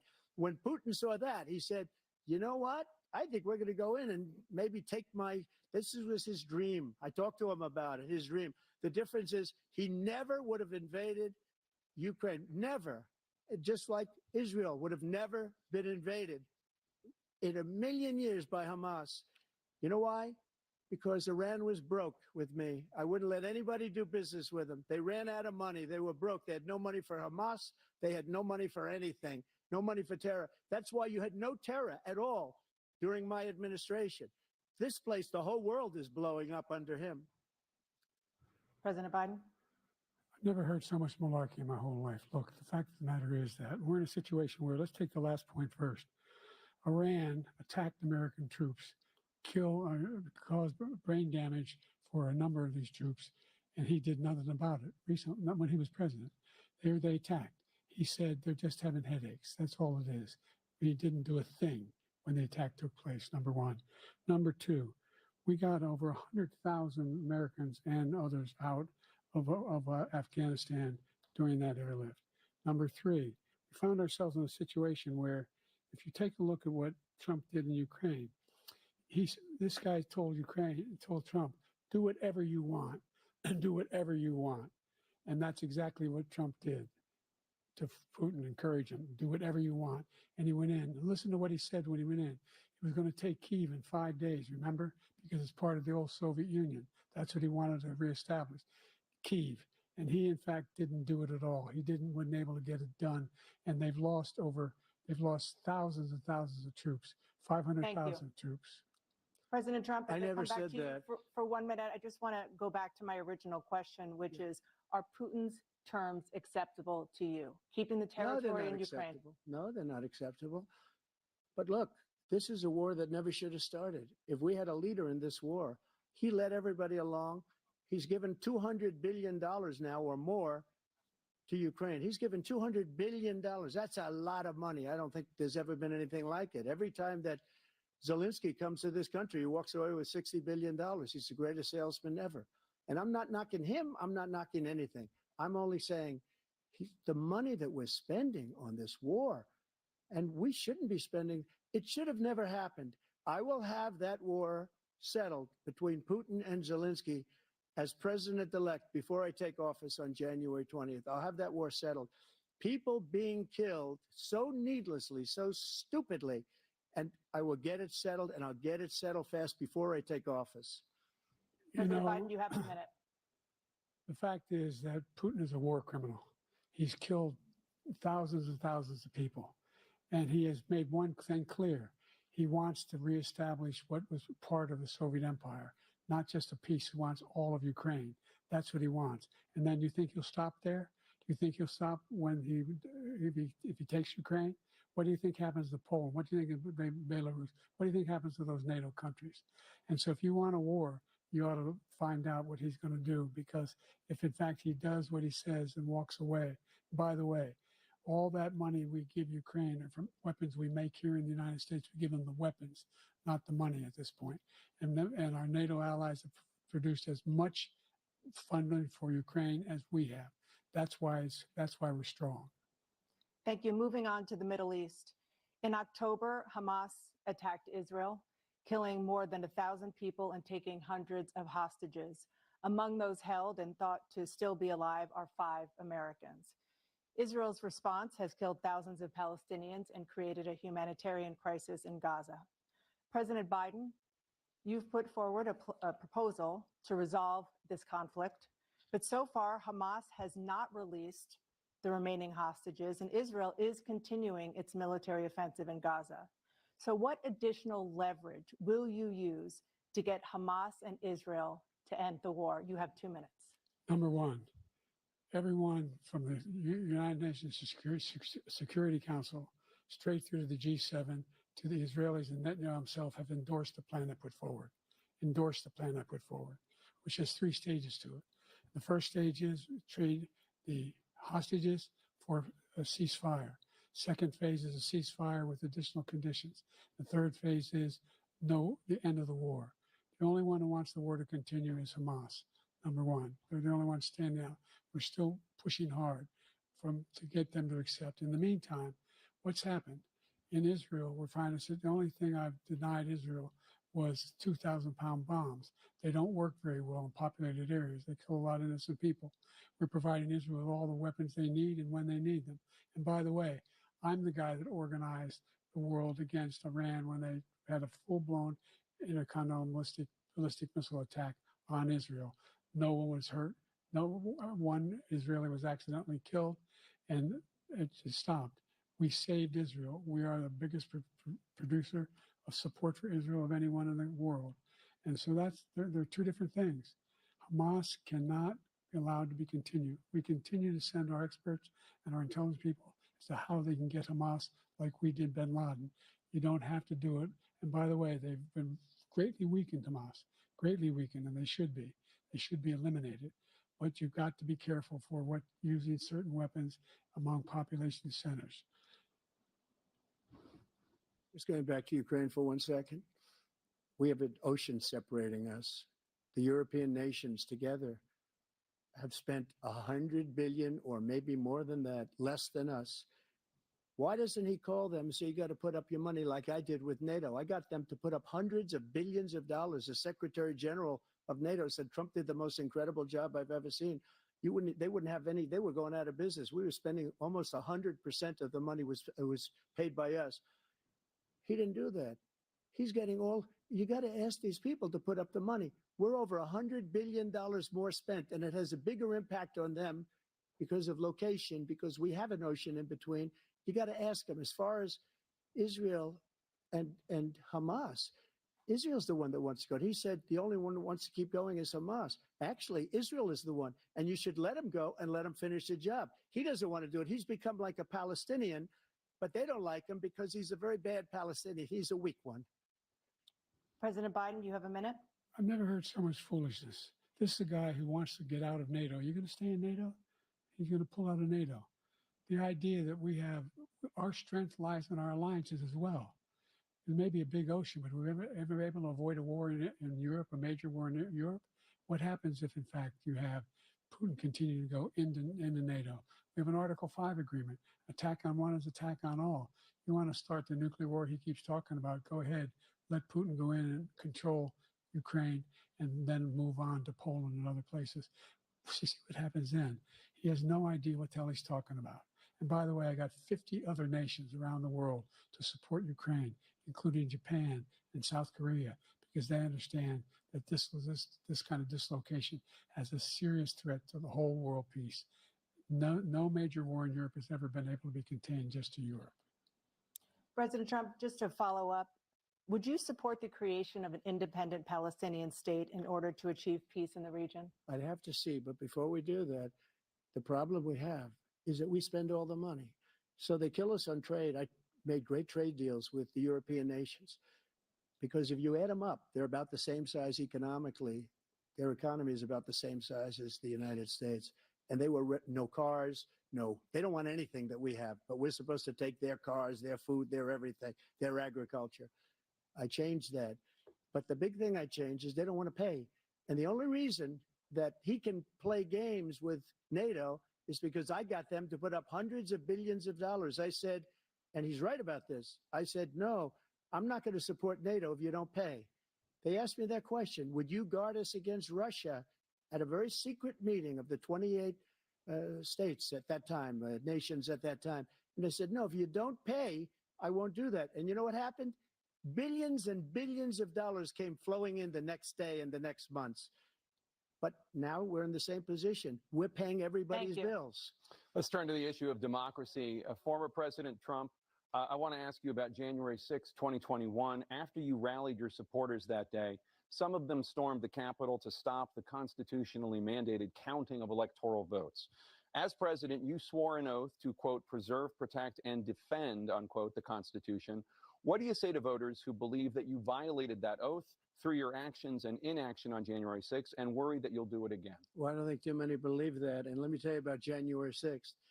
On January 6th, we had a great border. Nobody coming through, very few. On January 6th, we were energy independent. On January 6th, we had the lowest taxes ever. We had the lowest regulations ever. On January 6th, we were respected all over the world. All over the world, we were respected. And then he comes in, and we're now laughed at. We're like a bunch of stupid people.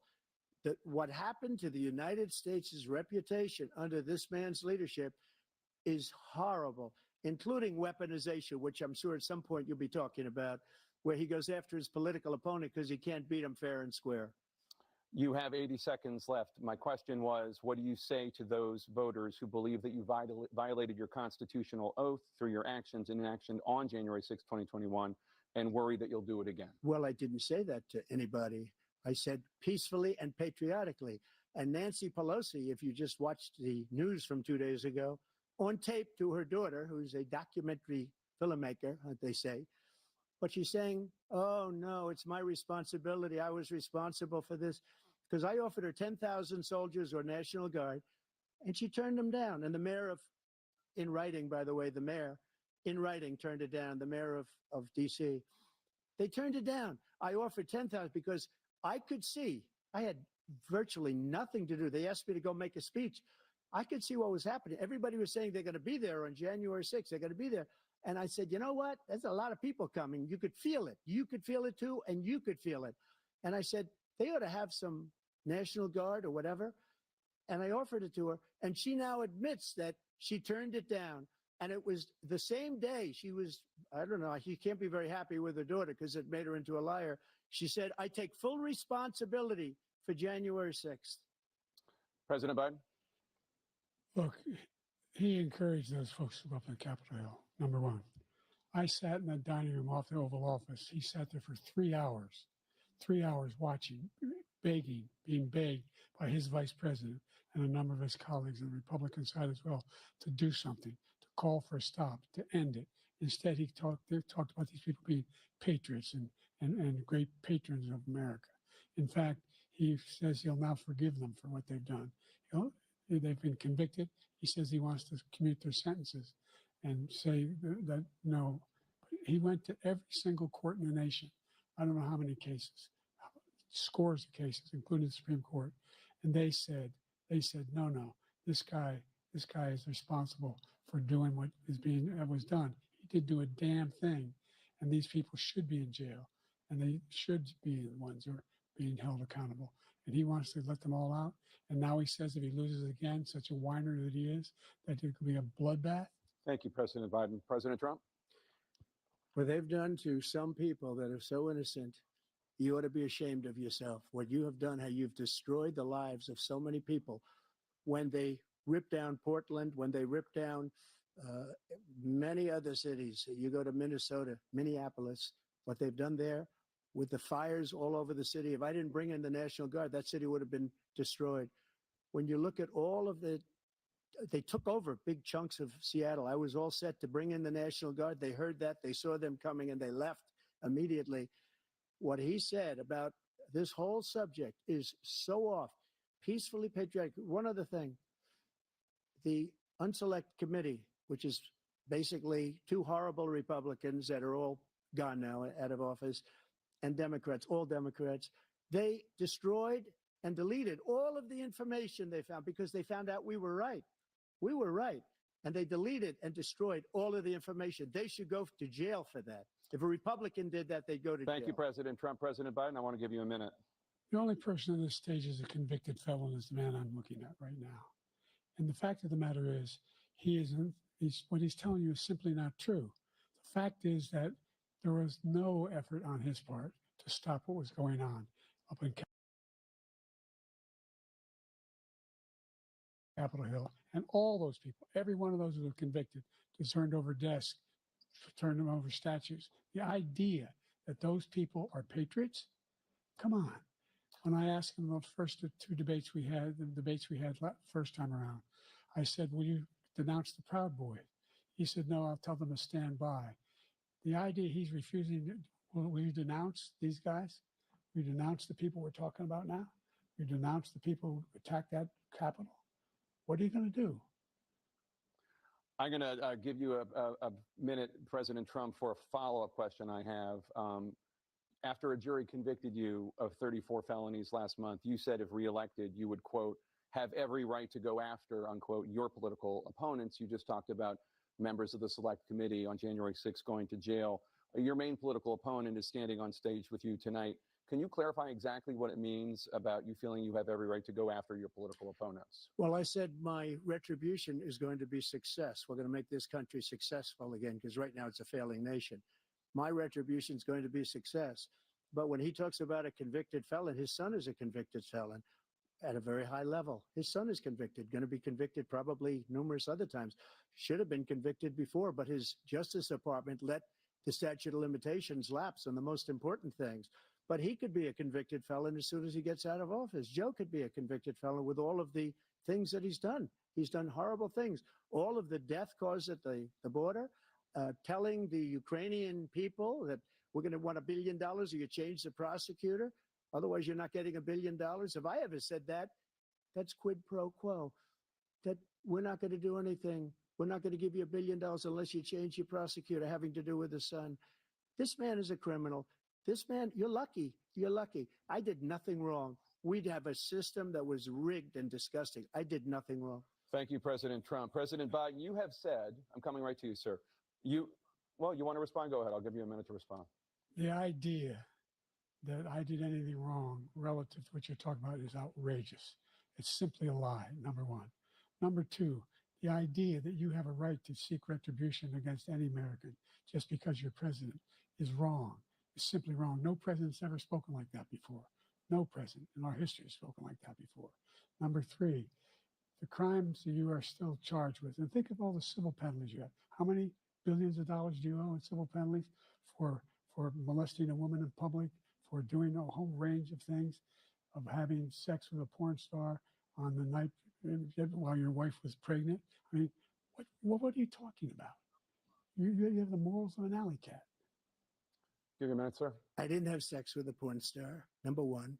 Number two, that was a case that was started and moved. They moved a high-ranking official, a DOJ, into the Manhattan DA's office to start that case. That case is going to be appealed and won. We had a very terrible judge, a horrible judge, Democrat. The prosecutor were all high-ranking Democrats, appointed people, and both the civil and the criminal. He basically went after his political opponent because he thought it was going to damage me. But when the public found out about these cases, because they understand it better than he does, he has no idea what these cases are. But when they found out about these cases, you know what they did? My poll numbers went up, way up. You know that because you're reporting it. And we took in more money in the last 2 weeks than we've ever taken in the history of any campaign. I don't think any campaign has ever taken. Hundreds of millions of dollars came pouring in because the public knows it's a scam and it's a guy that's after his political opponent because he can't win fair and square. Thank you, President Trump. President Biden, you have said, quote, Donald Trump and his MAGA Republicans are determined to destroy American democracy. Do you believe that the tens of millions of Americans who are likely to vote for President Trump will be voting against American democracy? The more they know about what he's done, yes. The more they know about what he's done. And there's a lot more coming. He's got a lot of cases down the road coming around. He's got a whole range of issues he has to face. I don't know what the juries will do, but I do know he has a real problem. And so the fact that, could you ever think you heard any president say that I'm going to seek retribution? Do you ever hear any president say that I thought Hitler had some good ideas? What got me involved to run the first place after my son had died, I decided in Iraq, because of Iraq, I said I wasn't going to run again until I saw what happened in Charlottesville, Virginia. People coming out of the woods carrying swastikas on torches, and singing the same anti-Semitic bile they sang when back in Germany. And the young woman got killed. I spoke to the mother, and they asked him. They said, "What do you think of those people? The ones who got killed, the one who tried to stop it, and the ones," he said, "I think they're fine people on both sides." What American president would ever say Nazis coming out of fields carrying torches, singing the same anti-Semitic bile, carrying swastikas were fine people? This is the guy who says Hitler's done some good things. I'd like to know what they are. The good things Hitler's done, that's what he said. This guy has no sense of American democracy. President Trump. Jake, both of you know that story has been totally wiped out because when you see the sentence, it said 100% exoneration on that. So he just keeps it going. He says he ran because of Charlottesville. He didn't run because of Charlottesville. He ran because it was his last chance. He's not equipped to be president. You know it, and I know it. It's ridiculous. We have a debate. We're trying to justify his presidency. His presidency, he's without question the worst president, the worst presidency in the history of our country. We shouldn't be having a debate about it. There's nothing to debate. He made up the Charlottesville story, and you'll see it's debunked all over the place. Every reasonable anchor has debunked it. And just the other day, it came out where it was fully debunked. It's a nonsense story. He knows that, and he didn't run because of Charlottesville. He used that as an excuse to run. President Biden. And debunked. It happened. All you have to do is listen to what was said at the time. And the idea that somehow that's the only reason I ran. I ran because I was worried a guy like this guy could get elected. If he thought they were good people coming out of that forest, carrying those woods, carrying those torches, then he didn't deserve to be president. Didn't deserve to be president at all. And the idea that he's talking about all this being fabricated, we saw with our own eyes. We saw what happened on January 6th. We saw the people breaking through the windows. We saw people occupying his own vice president. Look, there's a reason why 40 of his 44 top cabinet officers refused to endorse him this time. His vice president hasn't endorsed him this time. So why? Why? They know him well. They serve with him. Why are they not endorsing him?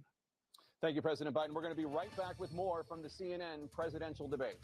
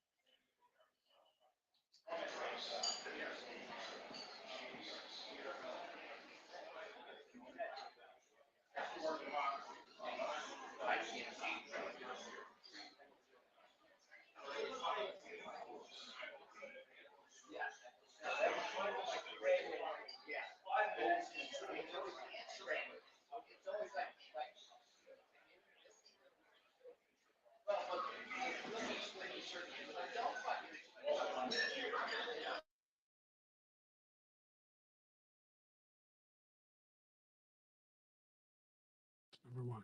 The fact of the matter is, there's more small black businesses that have been started than any time in history. Number two, the wages of black unemployment is the lowest level it's been in a long, long time.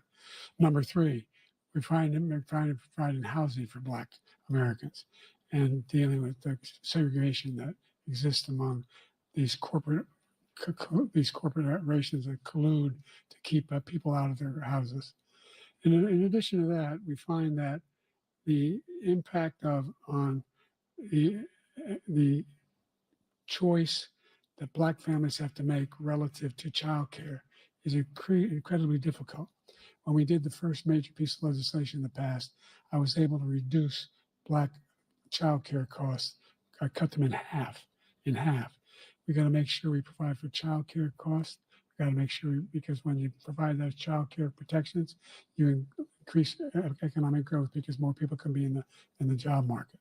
So there's more to be done, considerably more to be done. But we've done a great deal so far, and I'm not letting up, and they know it. You have 49 seconds left. What do you say to Black voters who are disappointed with the progress so far? I say I don't blame them for being disappointed. Inflation is still hurting them badly. For example, I provided for the idea that any black family first-time home buyer should get a $10,000 tax credit to be able to buy their first home so they can get started. I made sure that we're in a situation where all those black families and those black individuals who provided had to take out student loans that were ballooning, that if they were engaged in nursing, doctor, and anything having to do with volunteerism, if they paid their bills for 10 years on their student debt, all the rest was forgiven after 10 years. Millions have benefited from that. And we're going to do a whole lot more for black families. Thank you, President Trump. And he caused the inflation. He's blaming inflation, and he's right, it's been very bad. He caused the inflation, and it's killing black families and Hispanic families and just about everybody. It's killing people. They can't buy groceries anymore. They can't. You look at the cost of food where it's doubled and tripled and quadrupled. They can't live. They're not living anymore. He caused this inflation. I gave him a country with essentially no inflation. It was perfect. It was so good. All he had to do is leave it alone. He destroyed it with his Green New scam and all this money that's being thrown out the window. He caused inflation. As sure as you're sitting there, the fact is that his big kill on the black people is the millions of people that he's allowed to come in through the border. They're taking black jobs now, and it could be 18, it could be 19, and even 20 million people. They're taking black jobs, and they're taking Hispanic jobs, and you haven't seen it yet, but you're going to see something that's going to be the worst in our history. Thank you. President Biden? There was no inflation when I became president. You know why? The economy was flat on its back. 15% unemployment. He decimated the economy, absolutely decimated the economy. That's why there was no inflation at the time. There were no jobs. We provided thousands of millions of jobs for individuals who are in all communities, including minority communities. We made sure that they have health insurance. We have covered, the ACA has increased. I made sure that they're $8,000 per person in a family to get written off for health care. But this guy wants to eliminate that. They tried 50 times. He wants to get rid of the ACA again, and they're going to try again if they win. We find ourselves in a position where the idea that we're not doing any, we put more police on the street than any administration has. He wants to cut the cops. We're providing for equity and making sure people have a shot to make it. There's a lot going on, but in inflation, he caused it by his tremendous malfeasance in the way he handled the pandemic. Thank you. Another persistent challenge is the climate crisis.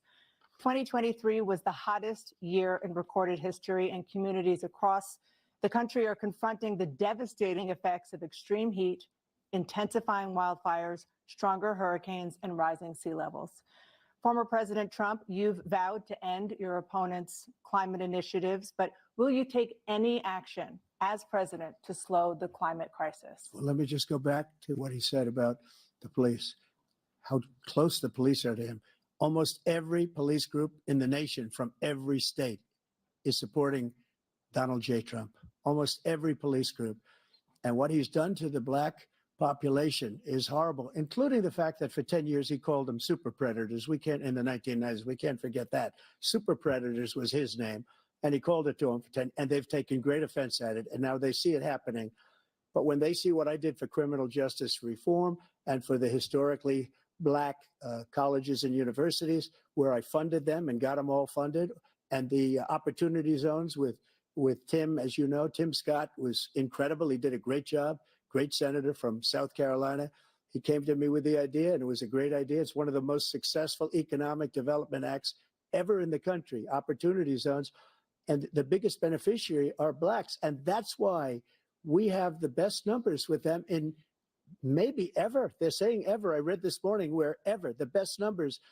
He's lost much of the Black population because he's done a horrible job for Black people. He's also done a horrible job for Hispanics. But wait till you see these millions of people pouring into our country, and they're going to take the jobs, and it's already started, and you haven't seen anything yet. It's a disaster. You've 38 seconds left. President Trump, will you take any action as president to slow the climate crisis? So I want absolutely immaculate clean water, and I want absolutely clean air, and we had it.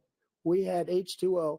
We had the best numbers ever, and we were using all forms of energy, all forms, everything. And yet, during my 4 years, I had the best environmental numbers ever. And my top environmental people gave me that statistic just before I walked on the stage, actually. I don't know where the hell he's been. The idea that anything he said is true. I've passed the most extensive climate change legislation in history. We find ourselves, and by the way, Black colleges, I came up with $15 billion for HBCUs, historic Black universities and colleges, because they don't have the kind of contributors that they have to build these laboratories and the like. Any Black student is capable in college of doing any white student can do. They just have the money, but now they'll be able to get those jobs in high tech. We're in a situation where the idea that he is claiming to have done something that had the cleanest water, he hadn't done a damn thing for the environment. He pulled out of the Paris Peace Accord, Climate Accord. I immediately joined it because if we reach 1.5 degrees Celsius at any one point, there's no way back. The only existential threat to humanity is climate change. And he didn't do a damn thing about it. He wants to undo all that I've done. The Paris Accord was going to cost us $1 trillion, and China nothing, and Russia nothing, and India nothing. It was a ripoff of the United States. And I ended it because I didn't want to waste that money because they treat us horribly. We were the only ones. It was costing us money. Nobody else was paying into it. And it was a disaster. But everything that he said just now, I'll give you an example. I heard him say before insulin. I'm the one that got the insulin down for the seniors. I took care of the seniors. What he's doing is destroying all of our medical programs because the migrants coming in, they want everybody. And look, I have the biggest heart on the stage. I guarantee you that. And I want to take care of people. But we're destroying our country. They're taking over our schools, our hospitals, and they're going to be taking over Social Security. He is destroying Social Security, Medicare, and Medicaid. The idea is that we, in fact, we were the only ones of consequence who were not members of the Paris Accord. How can we do anything? We're not able to, the United States can't get its under control. One of the largest polluters in the world, number one. We're making significant progress. By 2035, we will have cut pollution in half. We have made significant progress, and we're continuing to make progress. We set up a climate corps for thousands of young people will learn how to deal with climate, just like the Peace Corps. And we're moving in directions that are going to significantly change the elements of cause of pollution. But the idea that he claims that he has the biggest heart up here and he's really concerned about pollution and about climate, I've not seen any indication of that. And by the way, with regard to prescription drugs, one company agreed that they would reduce the price to $35, which I was calling for, one, voluntarily. I made sure every company in the world, every pharmaceutical company, cannot have to pay. Thank you. And by the way, So every day, millions of Americans struggle just to make ends meet. For many older Americans, Social Security provides a critical lifeline. President Biden, if nothing is done to Social Security, seniors will see their benefits cut in just over 10 years. Will you name tonight one specific step that you're willing to take to keep Social Security solvent? Yes, make the very wealthy begin to pay their fair share. Right now, everybody making under $170,000 pays 6% of their income, of their paycheck, every single time they get a paycheck from the time of the first one they get when they're 18 years old. The idea that they're gonna, I'm proposing that everybody, the millionaires pay 1%. So no one I would not raise the cost of Social Security for anybody under $400,000. After that, I began to make the wealthy begin to pay their fair share by increasing from 1% beyond to be able to guarantee the program for life. So you still have 82 seconds left. Are there any other measures that you think that would be able to help keep Social Security solvent, or is that one enough? Well, no, that one enough will keep it solvent, but the biggest thing will do it if we defeat this man, because he wants to get rid of Social Security. He thinks there's plenty to cut in Social Security. He's wanting to cut Social Security and Medicare both times. And and if you look at the program put forward by the House Republican caucus that I believe supports, is in fact want to cut it as well. The idea that we don't need to protect our seniors is ridiculous. And by the way, the American public has greater health care coverage today than ever before. And on the ACA, as I said, you're in a circumstance where 400,000 people, 40 million people would not have insurance because they have a pre-existing condition. Only thing that allows them to have that insurance is the fact that they, in fact, are part of the ACA. And by the way, the other thing is, we're in a situation where I talk about education for Black communities. I've raised the amount of money for Pell Grants by another $8,000. So anybody making under $70,000 a year is going to be able to get $15,000 toward their tuition. He just doesn't know what he's talking about. Thank you, President Biden. President Trump. So I've dealt with politicians all my life. I've been on this side of the equation for the last 8 years. I've never seen anybody lie like this guy. He lies. I've never seen it. He can look you in the face. About so many other things too. And we mentioned the laptop. We mentioned Russia, Ukraine. Everything he does is a lie. It's misinformation and disinformation. The losers and suckers story that he made up is a total lie on the military. It's a disgrace. But Social Security, he's destroying it, because millions of people are pouring into our country, and they're putting them onto Social Security. They're putting them onto Medicare, Medicaid. They're putting them in our hospitals. They're taking the place of our citizens. What they're doing to the VA, to our veterans, is unbelievable. Our veterans are living in the street, and these people are living in luxury hotels. He doesn't know what he's doing, and it's really coming back. I've never seen such anger in our country before. President Biden? The idea that veterans are not being taken care of, I told you before. And by the way, when I said suckers and losers, he acknowledged after that he fired that general. That general got fired because he's the one that acknowledged that that's what he said. He was the one standing with Trump when he said it, number one. Number two, the idea that we're going to be in a situation where all these millions and millions, the way he talks about it, illegal aliens are coming into the country and taking away our jobs. There's a reason why we have the fastest growing economy in the world, the reason why we have the most successful economy in the world. We're doing better than any other nation in the world.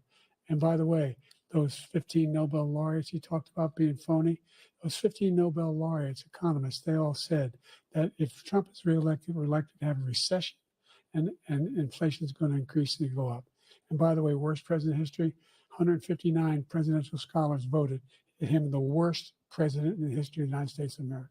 President Biden, thank you so much. Let's turn to the cost of child care, which many American families struggle to afford. President Trump, both you and President Biden have tried to address this issue, but the average cost of child care in this country has risen to more than $11,000 a year per child. For many families, the cost of child care for 2 children is more than their rent. In your second term, what would you do to make child care more affordable? Just to go back, the general got fired because he was no good. And if he said that, that's why he made it up. But we have 19 people that said I didn't say it, and they're very highly respected, much more so than him. The other thing is he doesn't fire people. He never fired people. I've never seen him fire anybody. I did fire a lot. I fired Comey because he was no good. I fired a lot of the top people at the FBI, drained the swamp. They were no good. Not easy to fire people. You'd pay a price for it, but they were no good. I inherited these people. I didn't put them there. I didn't put Comey there. He was no good. I fired him. This guy hasn't fired anybody. He never fires. He should have fired every military man that was involved with that the Afghanistan horror show, the most embarrassing moment in the history of our country. He didn't fire. Did you fire anybody? Did you fire anybody that's on the border that's allowed us to have the worst border in the history of the world? Did anybody get fired for allowing 18 million people, many from prisons, many from mental institutions? Did you fire anybody that allowed our country to be destroyed? Joe, our country is being destroyed as you and I sit up here and waste a lot of time on this debate. This shouldn't be a debate. He is the worst president. He just said about me because I said it. But look, he's the worst president in the history of our country. He's destroyed our country. Now, all of a sudden, he's trying to get a little tough on the border. He came out with a nothing deal, and it reduced it a little bit, like this much. It's insignificant. He wants open borders. He wants our country to either be destroyed or he wants to pick up those people as voters. And I don't think we just can't let it happen. If he wins this election, our country doesn't have a chance, not even a chance, of coming out of this rut. We probably won't have a country left anymore. That's how bad it is. He is the worst in history by far. Thank you, President Trump. President Biden? We're the most admired country in the world. We're the United States of America. There's nothing beyond our capacity. We have the finest military in the history of the world, the finest in the history of the world. No one thinks we're weak. No one wants to screw around with us. Nobody, number one. Number two, the idea that we're talking about worst presidents. I wasn't joking. Look it up or go online. 159 or 58, don't hold me the exact number, presidential historians, they've had meetings and they voted who's the worst president in American history. One through best to worst. They said he was the worst in all of American history. That's a fact. That's not conjecture. He can argue they're wrong, but that's what they voted. The idea that he is doing anything to deal with child care, he did virtually nothing to child care. We should significantly increase the child care tax credit. We should significantly increase the availability of women and men or single parents to be able to go back to work. And we should encourage businesses to have. Thank you, President Biden. President Trump, the question was about what would you do to make childcare more affordable, if you want to take your minute. Just so you understand, we have polling, we have other things that they rate him the worst because what he's done is so bad. And they rate me, I'll show you, I will show you. And they rate me one of the best, okay? And if I'm given another 4 years, I will be the best. I think I'll be the best. Nobody's ever created an economy like us. Nobody ever cut taxes like us. He's the only one I know. He wants to raise your taxes by 4 times. He wants to raise everybody's taxes by 4 times. He wants the Trump tax cuts to expire. So everybody, including the two of you, are going to pay 4 to 5 times. Nobody ever heard of this before. All my life, I'd grow up and I'd see politicians talking about cutting taxes. When we cut taxes, as I said, we did more business. Apple and all these companies, they were bringing money back into our country. The worst president in history by far, and everybody knows it. President Biden? Look, the fact of the matter is that he's dead wrong about, he's increased the tariff, he will increase the taxes on middle-class people. I said I'd never raise a tax on anybody making less than $400,000. I didn't. But this tariff is 10% tariffs. Everything coming in the country, you know what the economists say? That's going to cost the average American $2,500 a year more, because they're going to have to pay the difference in food and all the things that are important. Number two, he's in a situation where he talks about how he has not raised, he somehow helped the middle class. Middle class have been devastated by you. Now you want a new tax cut of $5 trillion over the next 10 years, which is going to fundamentally bankrupt the country. You have the largest deficit of any president in American history, number one. Number two, you have not, in fact, made any contact, any progress with China. We are the lowest trade deficit with China since 2010. Thank you, President Biden. You lost. Thank you, President Biden. Let's discuss an epidemic impacting millions of Americans that both of you have made a top priority in your first term, the opioid crisis. And for both of you, the number of overdose deaths in this country has gone up. Under your term, it went up. Under your term, it has gone up. Former President Trump, despite the efforts that both of you have made, more than 100,000 Americans are dying from overdoses every year, primarily from fentanyl and other opioids. What will you do to help Americans right now in the throes of addiction who are struggling to get the treatment they need? To finish up, we now have the largest deficit in the history of our country under this guy. We have the largest deficit with China. He gets paid by China. He's a Manchurian candidate. He gets money from China. So I think he's afraid to deal with them or something. But do you notice he never took out my tariffs because we bring in so much money with the tariffs that I imposed on China. He never took them away. He can't because it's too much money. It's tremendous. And we saved our steel industries and there was more to come, but he hasn't done that. But he hasn't cut the tariffs because he can't, because it's too much money. But he's got the largest deficit in the history of our country, and he's got the worst situation with China. China's going to own us if you keep allowing them to do what they're doing to us as a country. They are killing us as a country, Joe, and you can't let that happen. You're destroying our country. So, President Trump, you have 67 seconds left. The question was, what are you going to do to help Americans in the throes of addiction right now who are struggling to get the treatment they need? Jake, we were doing very well at addiction until the COVID came along. We had the 2.5, almost 3 years of like nobody's ever had before, any country, in every way. And then we had to get tough. And it was the drugs pouring across the border it started to increase. We got great equipment. We bought the certain dog that's the most incredible thing that you've ever seen, the way they can spot it. We did a lot. And we were getting very low numbers, very, very low numbers. Then he came along. The numbers, have you seen the numbers now? It's not only the 18 million people that I believe is even low because the gotaways, they don't even talk about gotaways. But the numbers of the amount of drugs and human trafficking in women coming across our border, the worst thing I've ever seen, at numbers that nobody's ever seen under him because the border's so bad. But the number of drugs coming across our border now is the largest we've ever had by far. President Trump, thank you. President Biden? Fentanyl and the byproducts of fentanyl went down for a while.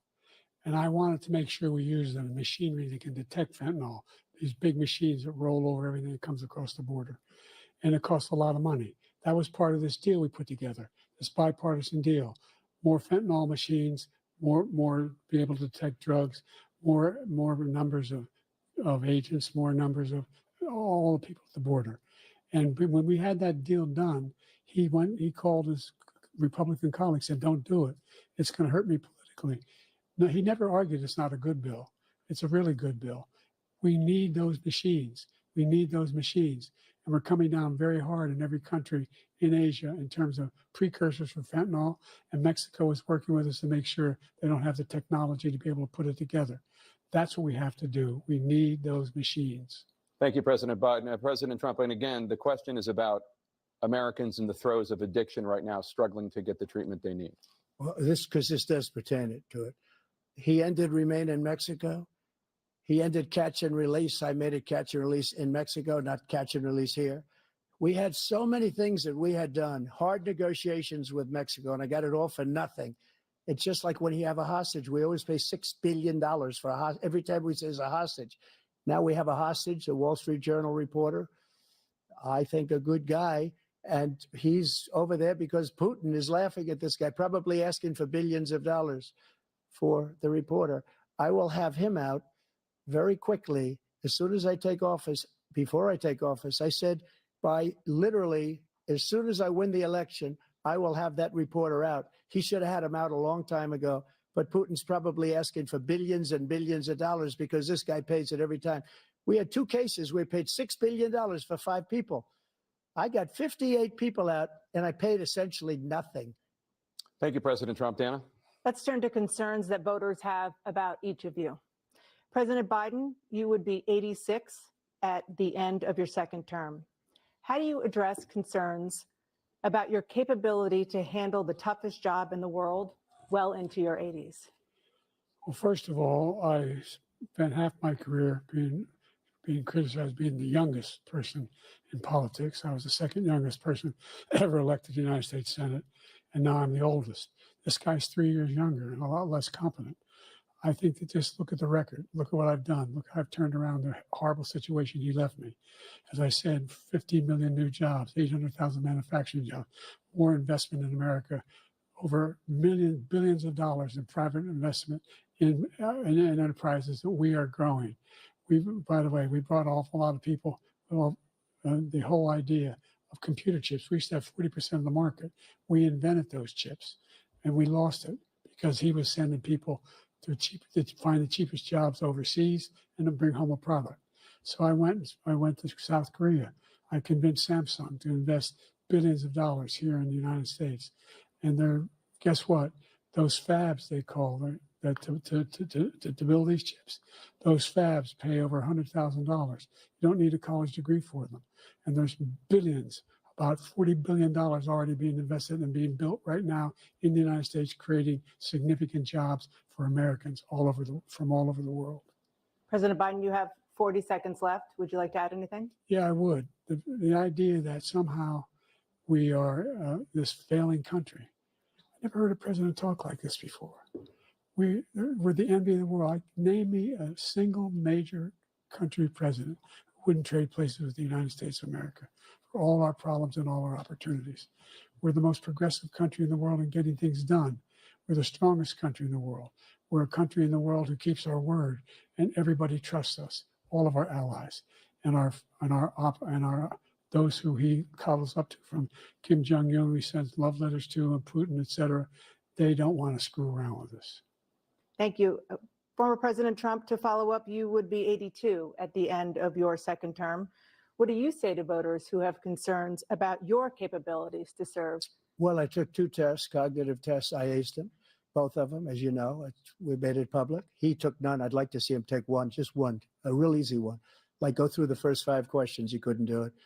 But I took 2 cognitive tests. I took physical exams every year. And, we knock on wood wherever we may have wood, that I'm in very good health. I just won 2 club championships, not even senior, 2 regular club championships. To do that, you have to be quite smart, and you have to be able to hit the ball a long way. And I do it. He doesn't do it. He can't hit a ball 50 yards. He challenged me to a golf match. He can't hit a ball 50 yards. I think I'm in very good shape. I feel that I'm as in good a shape as I was 25, 30 years ago. Actually, I'm probably a little bit lighter, but I'm in as good a shape as I was years ago. I feel very good. I feel the same. But I was willing to take a cognitive test. And you know what? If I didn't do well, I aced them. Dr. Ronnie Jackson, who's a great guy when he was White House doctor. And then I took another one, a similar one. And one of them said they'd never seen anybody ace him. Thank you. President Biden? You can see he is 6'5" and only 225 pounds, or 235 pounds. Well, you said 6'4", 200. Well, anyway, anyway, just take a look at what he says he is, and take a look at what he is. Look, I'd be happy to have a driving contest with him. The reason I got my handicap, which when I was vice president, down to a 6. But by the way, I told you before, I'm happy to play golf if you carry your own bag. Think you can do it? That's the biggest lie. He's a 6 handicap of all. I was an 8 handicap. Yeah. 8. Never. But I had, how many? I've seen you swing. I know you swing. Okay, let's not act like children. President Trump, we're going to 21 turn Let's not act like children. You to are a a child. specific concern that voters have about you. Will you pledge tonight that once all legal challenges have been exhausted, that you will accept the results of this election, regardless of who wins, and you will say right now that political violence in any form is unacceptable? Well, I shouldn't have to say that, but of course I believe that. It's totally unacceptable.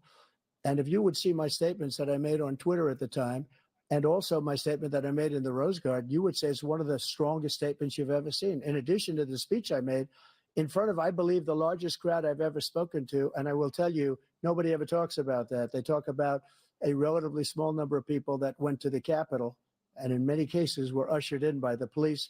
And as Nancy Pelosi said, it was her responsibility, not mine. She said that loud and clear. But the answer is, if the election is fair, free, and I want that more than anybody. And I'll tell you something. I wish he was a great president because I wouldn't be here right now. I'd be at one of my many places enjoying myself. I wouldn't be under indictment because I wouldn't have been his political opponent, because he indicted me because I was his opponent.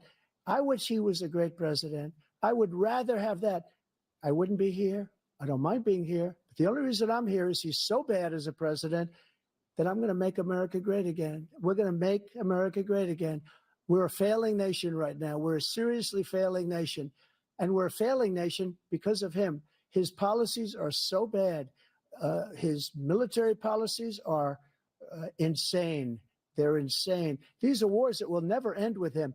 He will drive us into World War III, and we're closer to World War III than anybody can imagine. We are very, very close to World War III, and he's driving us there. And Kim Jong-un and President Xi of China, Kim Jong-un of North Korea, all of these, Putin, they don't respect him. They don't fear him. They have nothing going with this gentleman, and he's going to drive us into World War III. You want a World War III, let him follow and win, and let Putin say, do what you want, NATO. Just do what you want. There's a thing called Article 5.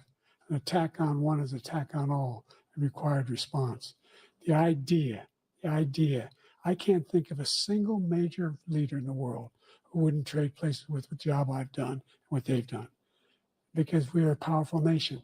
We have wonderful people. It's because of the people, not me. It's because of the American people. They're capable of anything, and they step up when they're needed. And right now, we're needed. We're needed to protect the world because our own safety is at stake. And again, you want to have a war, just let Putin go ahead and take Kyiv, make sure they move on, see what happens in Poland, Hungary, and other places along that border. Then you have a war. President Trump, as I come back to you for a follow-up, the question was, will you accept the results of this election, regardless of who wins? Just to finish what he said, if I might, Russia, they took a lot of land from Bush. They took a lot of land from Obama and Biden. They took no land, nothing from Trump, nothing. He knew not to do it. He's not going to play games with me. He knew that. I got along with him very well, but he knew not to play games. He took nothing from me. But now he's going to take the whole thing from this man right here. That's a war that should have never started. It would have never started ever with me. And he's going to take Ukraine.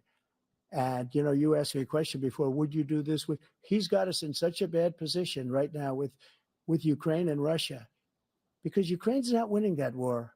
He said, I will never settle until such time. They're running out of people. They're running out of soldiers. They've lost so many people. It's so sad. They've lost so many people, and they've lost those gorgeous cities with the golden domes that are 1,000 years old, all because of him and stupid decisions. Russia would have never attacked if I were President president. Trump, the question was, will you accept the results of the election, regardless of who wins? Yes or no, please.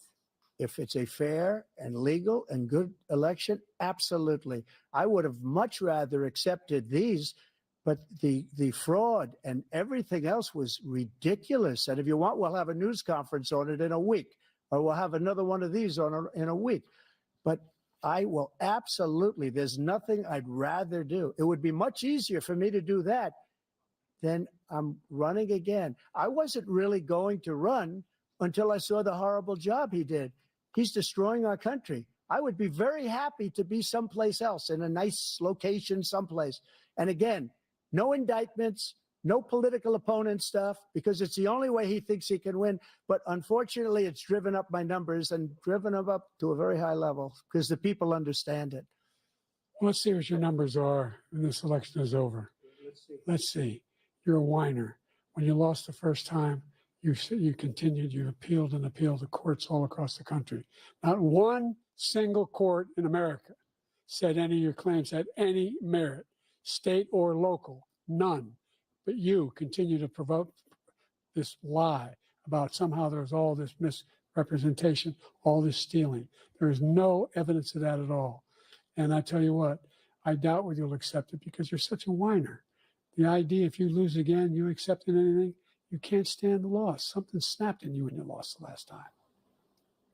We'll be right back with more from the CNN presidential debate, live from Georgia.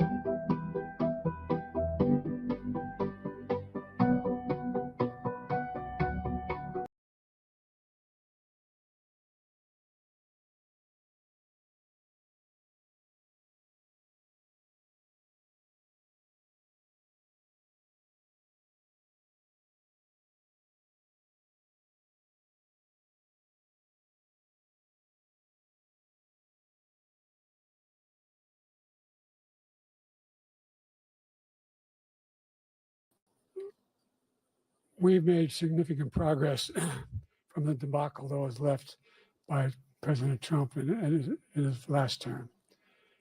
We find ourselves in a situation where, number one, we have to make sure that we have a fair tax system. I ask anyone out there in the audience or anyone out watching this debate, do you think the tax system is fair? The fact is that I said nobody even making under $400,000 had a single penny increase in their taxes and will not. And if I'm reelected, that'll be the case again. But this guy has increased your taxes because of the deficit. Number one, he's increased inflation because of the debacle he left after the way he handled the pandemic.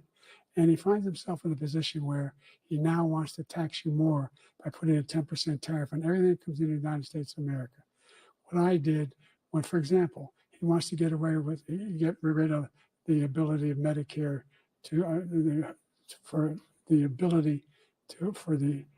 us to be able to negotiate drug prices with the big pharma companies. Well, guess what? We got it down to $35 for insulin instead of $400.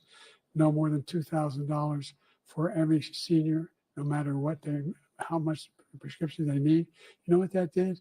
That reduced the federal debt by $160 billion over 10 years because the government doesn't have to pay the exorbitant prices.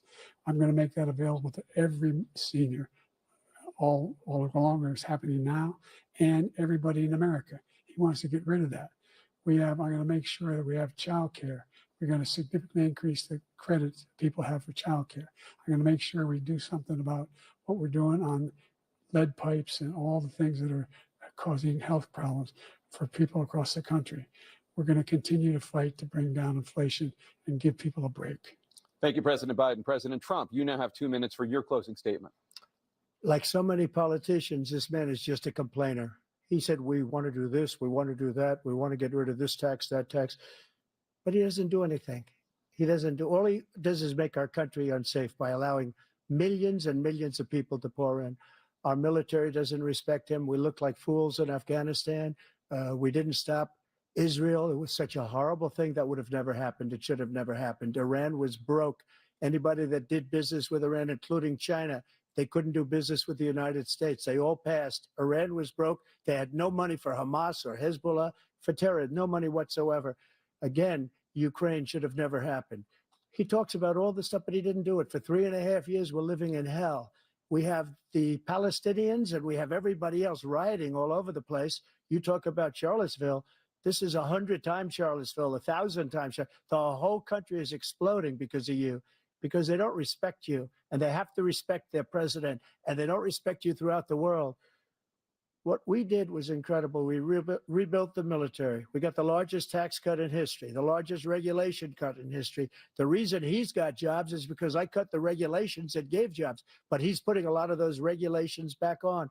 All of the things that we've done, nobody's never seen anything like, even from a medical standpoint, right to try, where we can try space-age materials instead of going to Asia or going to Europe and trying to get, when you're terminally ill, now you can go and you can get something. You sign a document. They've been trying to get it for 42 years. But you know what we did for the military was incredible. Choice for our soldiers, where our soldiers, instead of waiting for 3 months to see a doctor, can go out and get themselves fixed up and readied up and take care of themselves, and they're living. And that's why I had the highest approval rating in the history of the VA. So all of these things, we're in a failing nation, but it's not going to be failing anymore. We're going to make it great again. Thank you, former President Trump, President Biden. Stay with us because we have full analysis of this debate. Anderson Cooper and Aaron Burnett starts now on CNN.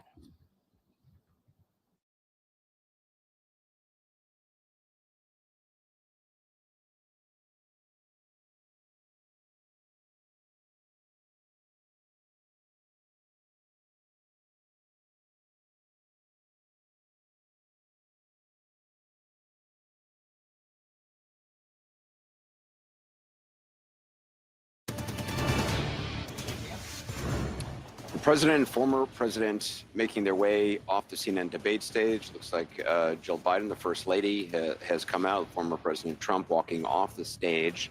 The first debate of the 2024 campaign and the earliest presidential debate ever now in the books and in front of the voters. Tonight, along with Aaron Burnett, the first word on what those voters might make of it from our political professionals, from our CNN Flash Poll and Swing State Focus Group. We'll be talking to surrogates, including Vice President Harris, getting fact checks from our Daniel Dale, and new reporting from inside both campaigns. With me here, CNN political commentator Scott Jennings, Kate Bedingfield, David Urban, Van Jones, Alyssa Farr Griffin, and Newsnight anchor Abby Phillip, and David Axelrod, and CNN chief national correspondent John King. John, let me start with you. Your thoughts. Anderson, this was a game-changing debate in the sense that right now, as we speak, there is a deep, a wide, and a very aggressive panic in the Democratic Party. It started minutes into the debate, and it continues right now. It involves party strategists, it involves elected officials, it involves fundraisers. And they're having conversations about the president's performance, which they think was dismal, which they think will hurt other people down the party in the ticket. And they're having conversations about what they should do about it. Some of those conversations include, should we go to the White House and ask the president to step aside? Other of the conversations are about, should prominent Democrats go public with that call? Because they feel this debate was so terrible. They do say in moments in the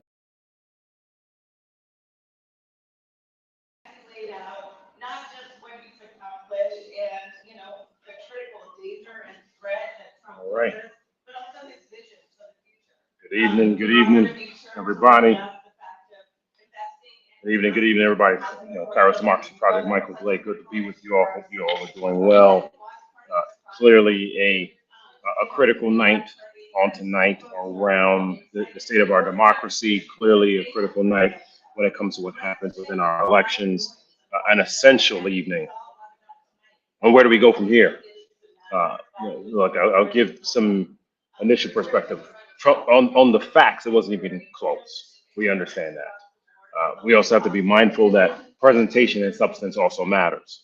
And the beginning of it, on both regards, was not where you needed it to be. But now we have to ask ourselves again, the substance of the issues, the substance of the message, the substance of where we go is absolutely essential. So let's not wait. Let's dive right in. Right now, right out the gate, Keisha Gaskin Nathan on the. Thank you, Michael. I think the challenging part of this debate was that the format and the debate itself was largely unsatisfying. It was a lot of two ships passing in the night. We had Trump, very typical hyperbole. We had Biden,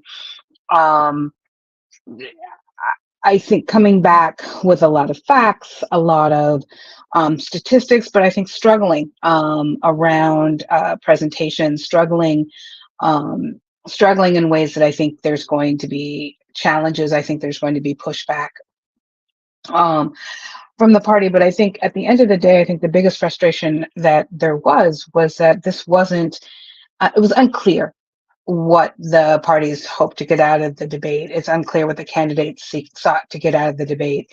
They both had their talking points. They both did that, but it didn't actually bring a lot of clarity for the spaces within the electorate that we're actually really concerned about and for and vying for.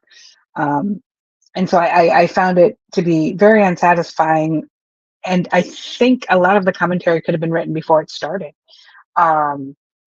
But it wasn't, I found it challenging. Found it challenging to watch and disappointing on a lot of levels, but largely because I don't think it brought the clarity we hoped for from presidential debates, and it didn't reach, I don't think, the people that were most important to be reached in this discussion.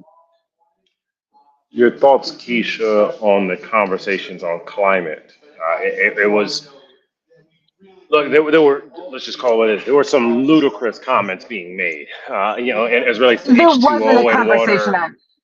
There wasn't a conversation on climate. I think that, when Trump was presented with questions on climate, he evaded return to talking points about things that were unrelated.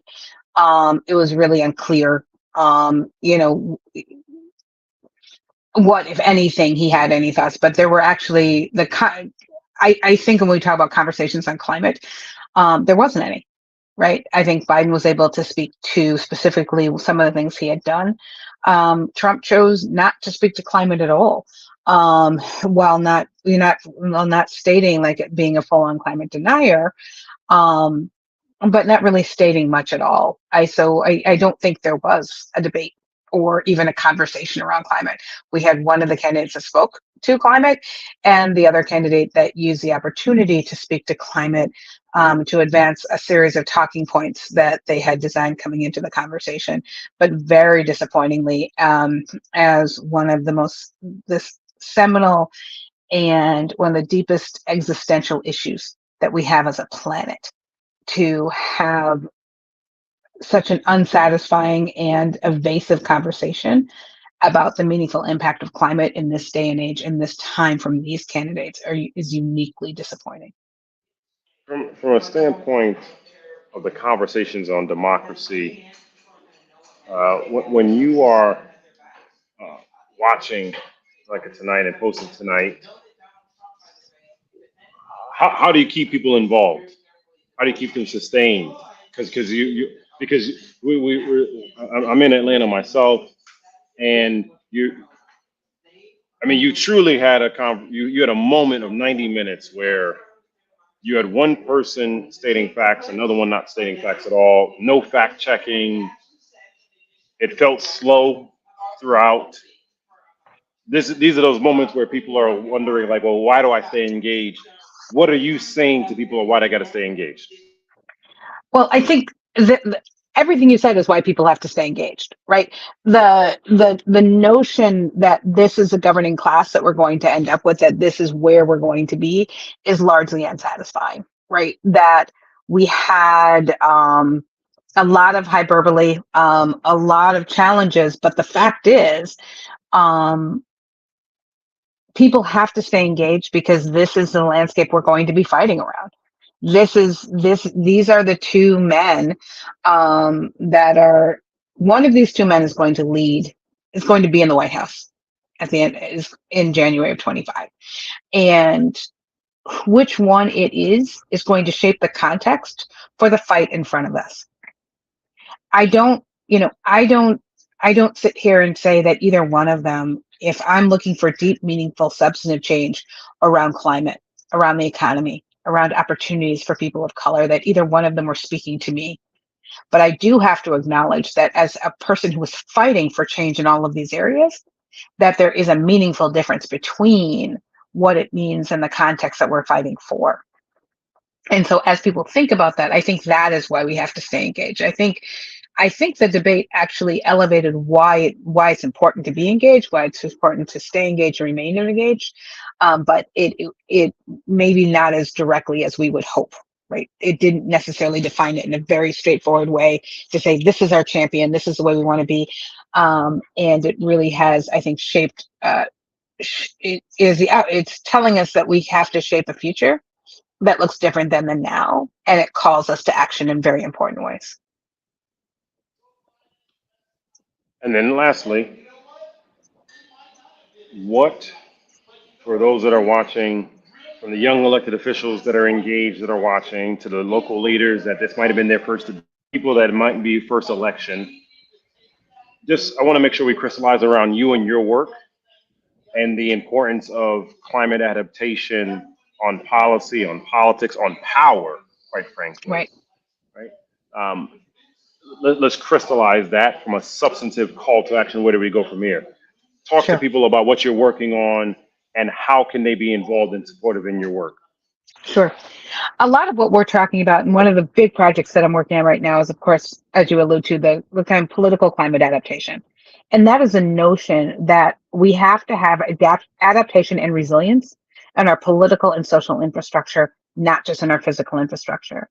That we have to have the opportunity for us to remain and find ways to stay engaged as we move forward. And the point of understanding that our climate is changing. It's changing before our eyes. We've had one of the hottest years on record. And the ability to sit down and say, look, the future that we're going to shape and define has to have some clarity around what it means to operate within the impacts of climate. and the opportunity to connect and to engage with us, with me at the Rockefeller Brothers Fund, and other places, and with other organizations and amazing folks who have decided to lean into this work with us. We're very excited about that opportunity, but we acknowledge that the very conversation we had about climate, the very conversation we heard about climate, was not enough for our future, was not enough for us to understand what's coming. And we have to be able to be prepared, both around the climate impacts that we're experiencing and what does it mean to try and exercise power within those contexts. What does it mean to have our physical geography changing?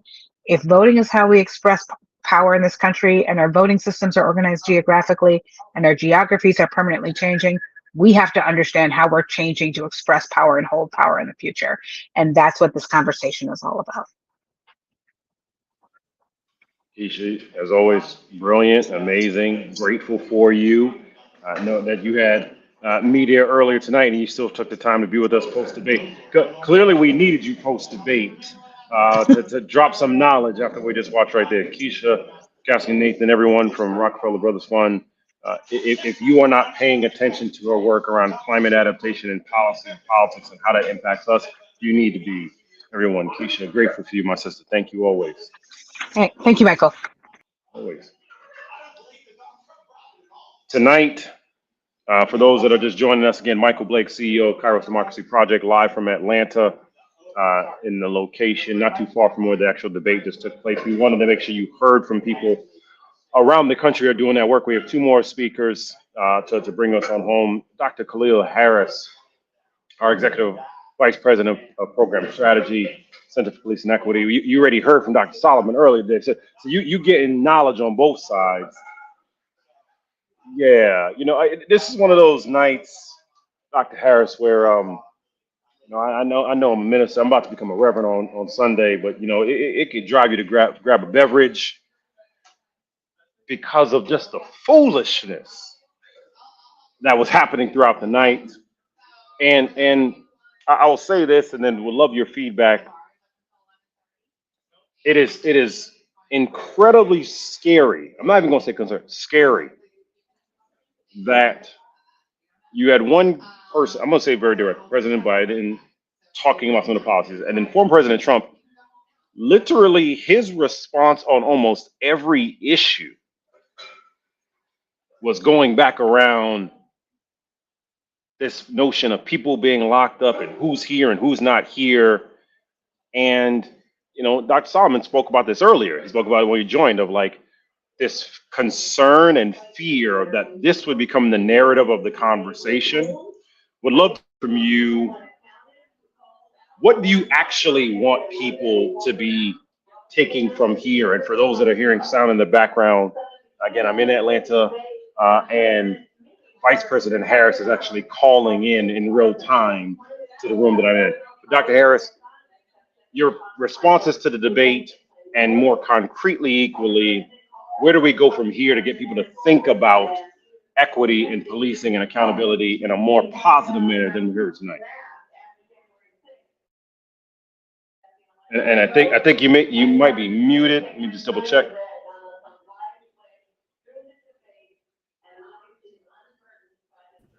Not hearing it. There we go. All right. Thanks again, Brother Blake. It's a pleasure to be here. Thanks to the KAIROS Democracy Project for having me.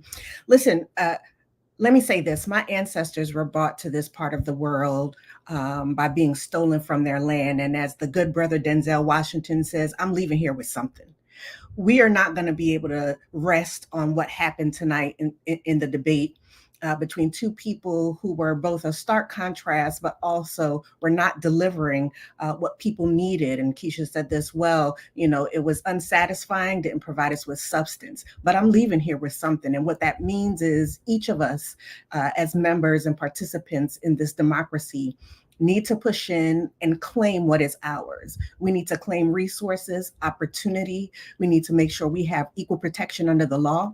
And when we talk about policing, when we have two candidates for president who aren't able to make clear that it's not about more police or less police, but actually what are the police doing to ensure communities are safe. The work of Center Policing Equity is about using good data to ensure that we can work with community advocates, work with law enforcement, and work with elected officials to really think about how we reimagine safer communities. And safer communities don't come from lying. Safer communities don't come from rhetoric.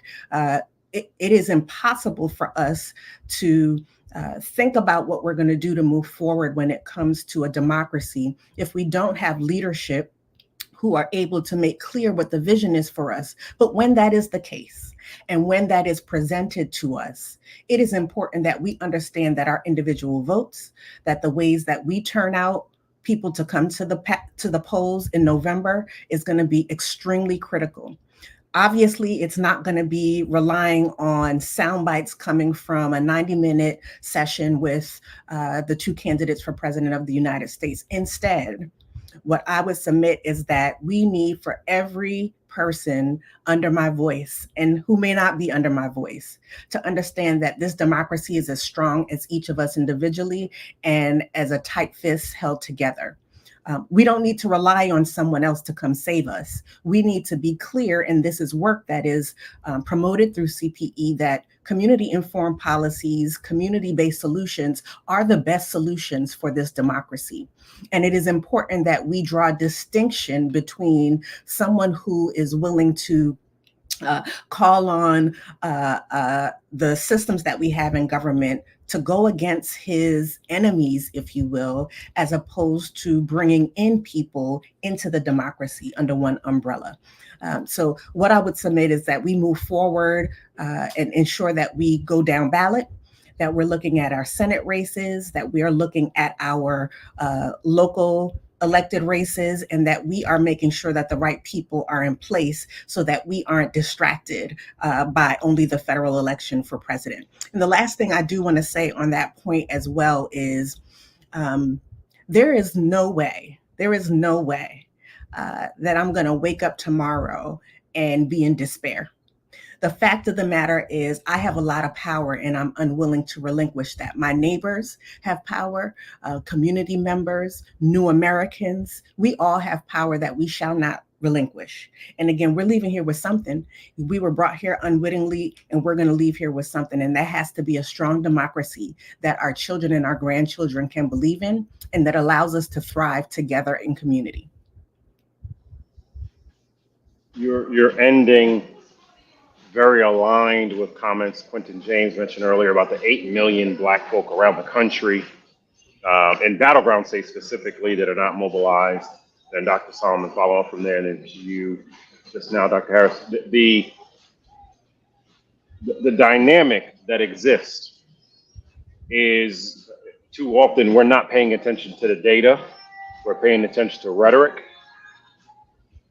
Are there one or two data points that you want people to really leave from tonight of saying, you know what, here's the actual truth of what's going on in these cities, in these communities, and how violent crime is going down, and you can do it responsibly? Absolutely. You know, public safety is not only grounded in gun violence, right? Public safety is about people having access to quality, affordable housing. Let me say that again, quality, affordable housing, transportation, access to good jobs, quality and strong public schools that are not pushing children into the school to prison pipeline. We have young people who are in foster care, and those systems also play a part in public safety. Health and nutrition plays a part in public safety. And so it's important for us to be thinking about the ways that, again, we collaborate with one another, that we are using community-driven solutions to create safer communities. That does involve law enforcement. I can't imagine a world where we wake up and there are no police tomorrow, much less no police 10, 20, or 50 years from now. With that said, how do we ensure that the interactions we have with government are ones that are supporting our communities to thrive and not causing us to be subjugated or second-class citizens. So it's going to be important for us to think about public safety as an ecosystem and not solely the police, but when it comes to police, we are making sure that solutions are community driven, that we're talking with our elected officials about not shying away from criminal justice and reforming the criminal legal system to both reduce harm and both reimagine public safety in ways that allows for community to thrive. And the fact of the matter is, we're not going to do that by putting our heads in the sand. It should not require Black bodies being on television again, like George Floyd was 4 years ago, for us to pay attention to this matter. We understand what it's like in our neighborhoods and our communities to be over-policed or to feel like we are confined in our communities. So it's going to be important for us to continue this work and drive home. It's going to be important for a strong democracy that we are collaborating with one another and developing policies that limit unnecessary interactions with law enforcement. We don't need law enforcement to solve mental health. We don't need law enforcement to solve substance abuse. We don't need law enforcement to solve homelessness. We don't need law enforcement, for the most part, to police schools. We need strong communities. And so it's important for us to think about those things together collectively and holistically so that we can drive change. But none of that can happen without quality data. Sometimes we have data in front of us that are telling us that there's a lot of violent crime with young people. The data doesn't bear that out. What we know is that violent crime has been drastically reduced in the last few years. And so we need to follow that trend, create policies that support that trend, and also create opportunities for people to build stronger communities. Grateful that you continued with that thread, stronger communities, that having safer communities or strong communities, having accountability, strong communities, data, research, strong communities, all this is intertwined, and just grateful for you. Grateful for you, grateful for all that you consistently do. Everybody, Dr. Kalila Harris, if you have not followed the Center for Police and Equity, you need to, and pay attention to what they are doing, not just now, but in the future, because it is obvious that their voice is going to be essential as we move forward, and not just the next few months, but the next few years. Dr. Harris, grateful for you every day, all day. Take care. Always. Last but not least, Alida Garcia, my sister. Let me tell you something. When I asked Alida to join, I knew there was going to be some tomfoolery happening tonight. I didn't know it was going to get like this, where Alida literally trumped almost every answer he had was about immigrants. It didn't matter. It was clear to me, and you and I have both done a bunch of campaigns. Alida Garcia, what she's doing at Twin Impact, before this at Ford.us, before this in the Obama campaign, et cetera, et cetera. It was pretty clear to me that Trump and his team made a decision. Attacking immigrants, attacking brothers and sisters that come from other countries was his strategy and everything he wanted to do. Your feedback and thoughts on the debate from tonight, and more importantly, what is the positive message you actually want people to be thinking about and not the negative stuff that we hear in the last 90 minutes? Well, thanks for having me. I would just encourage everybody to not be so down and apocalyptic from today. The polls have been close for the last many months, and there's a lot of work we have to do. And what was the case this morning remains the case tonight.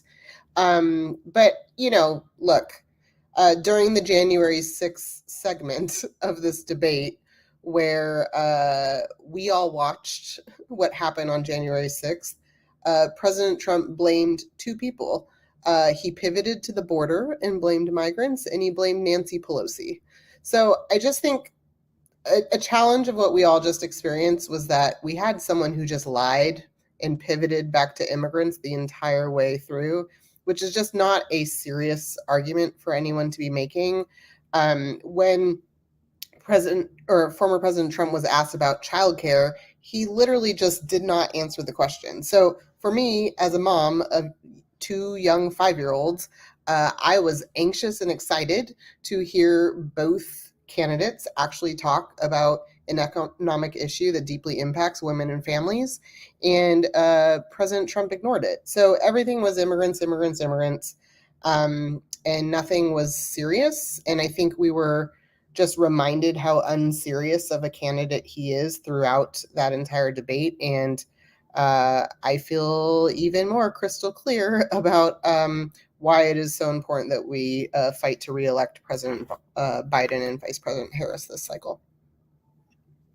When engaging in a debate like this, I'm sure we're all on these text threads with many folks and trying to remind people.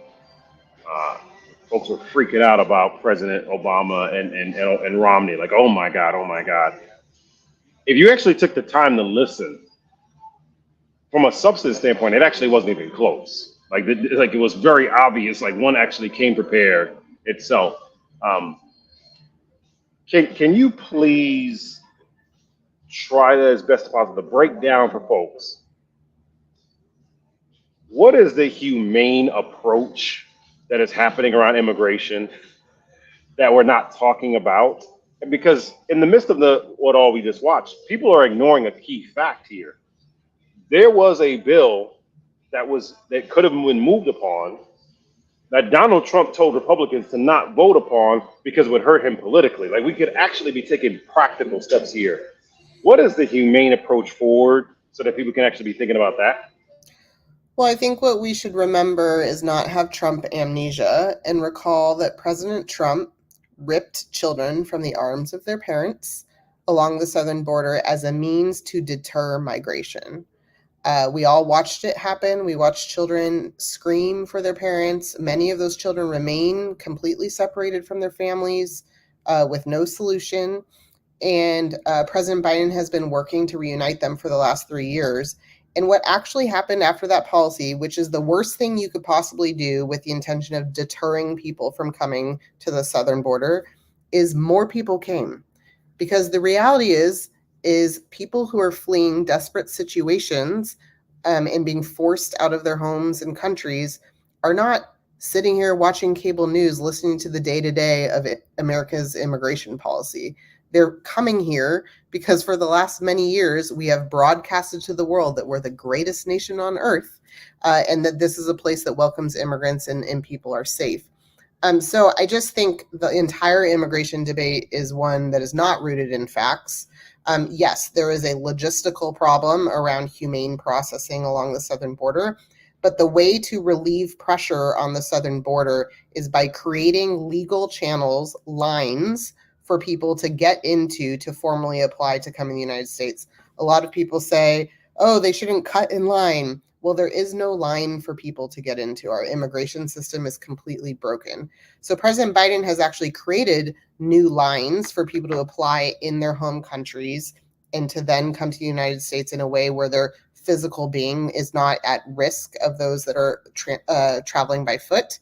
And we need to do more of that. And so I think we don't get to have a real conversation about the southern border because it's rooted in white nationalism and invasion politics of the scary brown people that are coming to kill us. And that's just not the reality of crime rates. It's not the reality of who's showing up. And it's not the reality of like what systems those migrants are actually trying to access, which is the legal system of applying for asylum. And then lastly, because I know the hour is late, talk to people about Twin Impact. How do we support you? How do we support what you're building? How do we be aligned in the work that you're doing right now?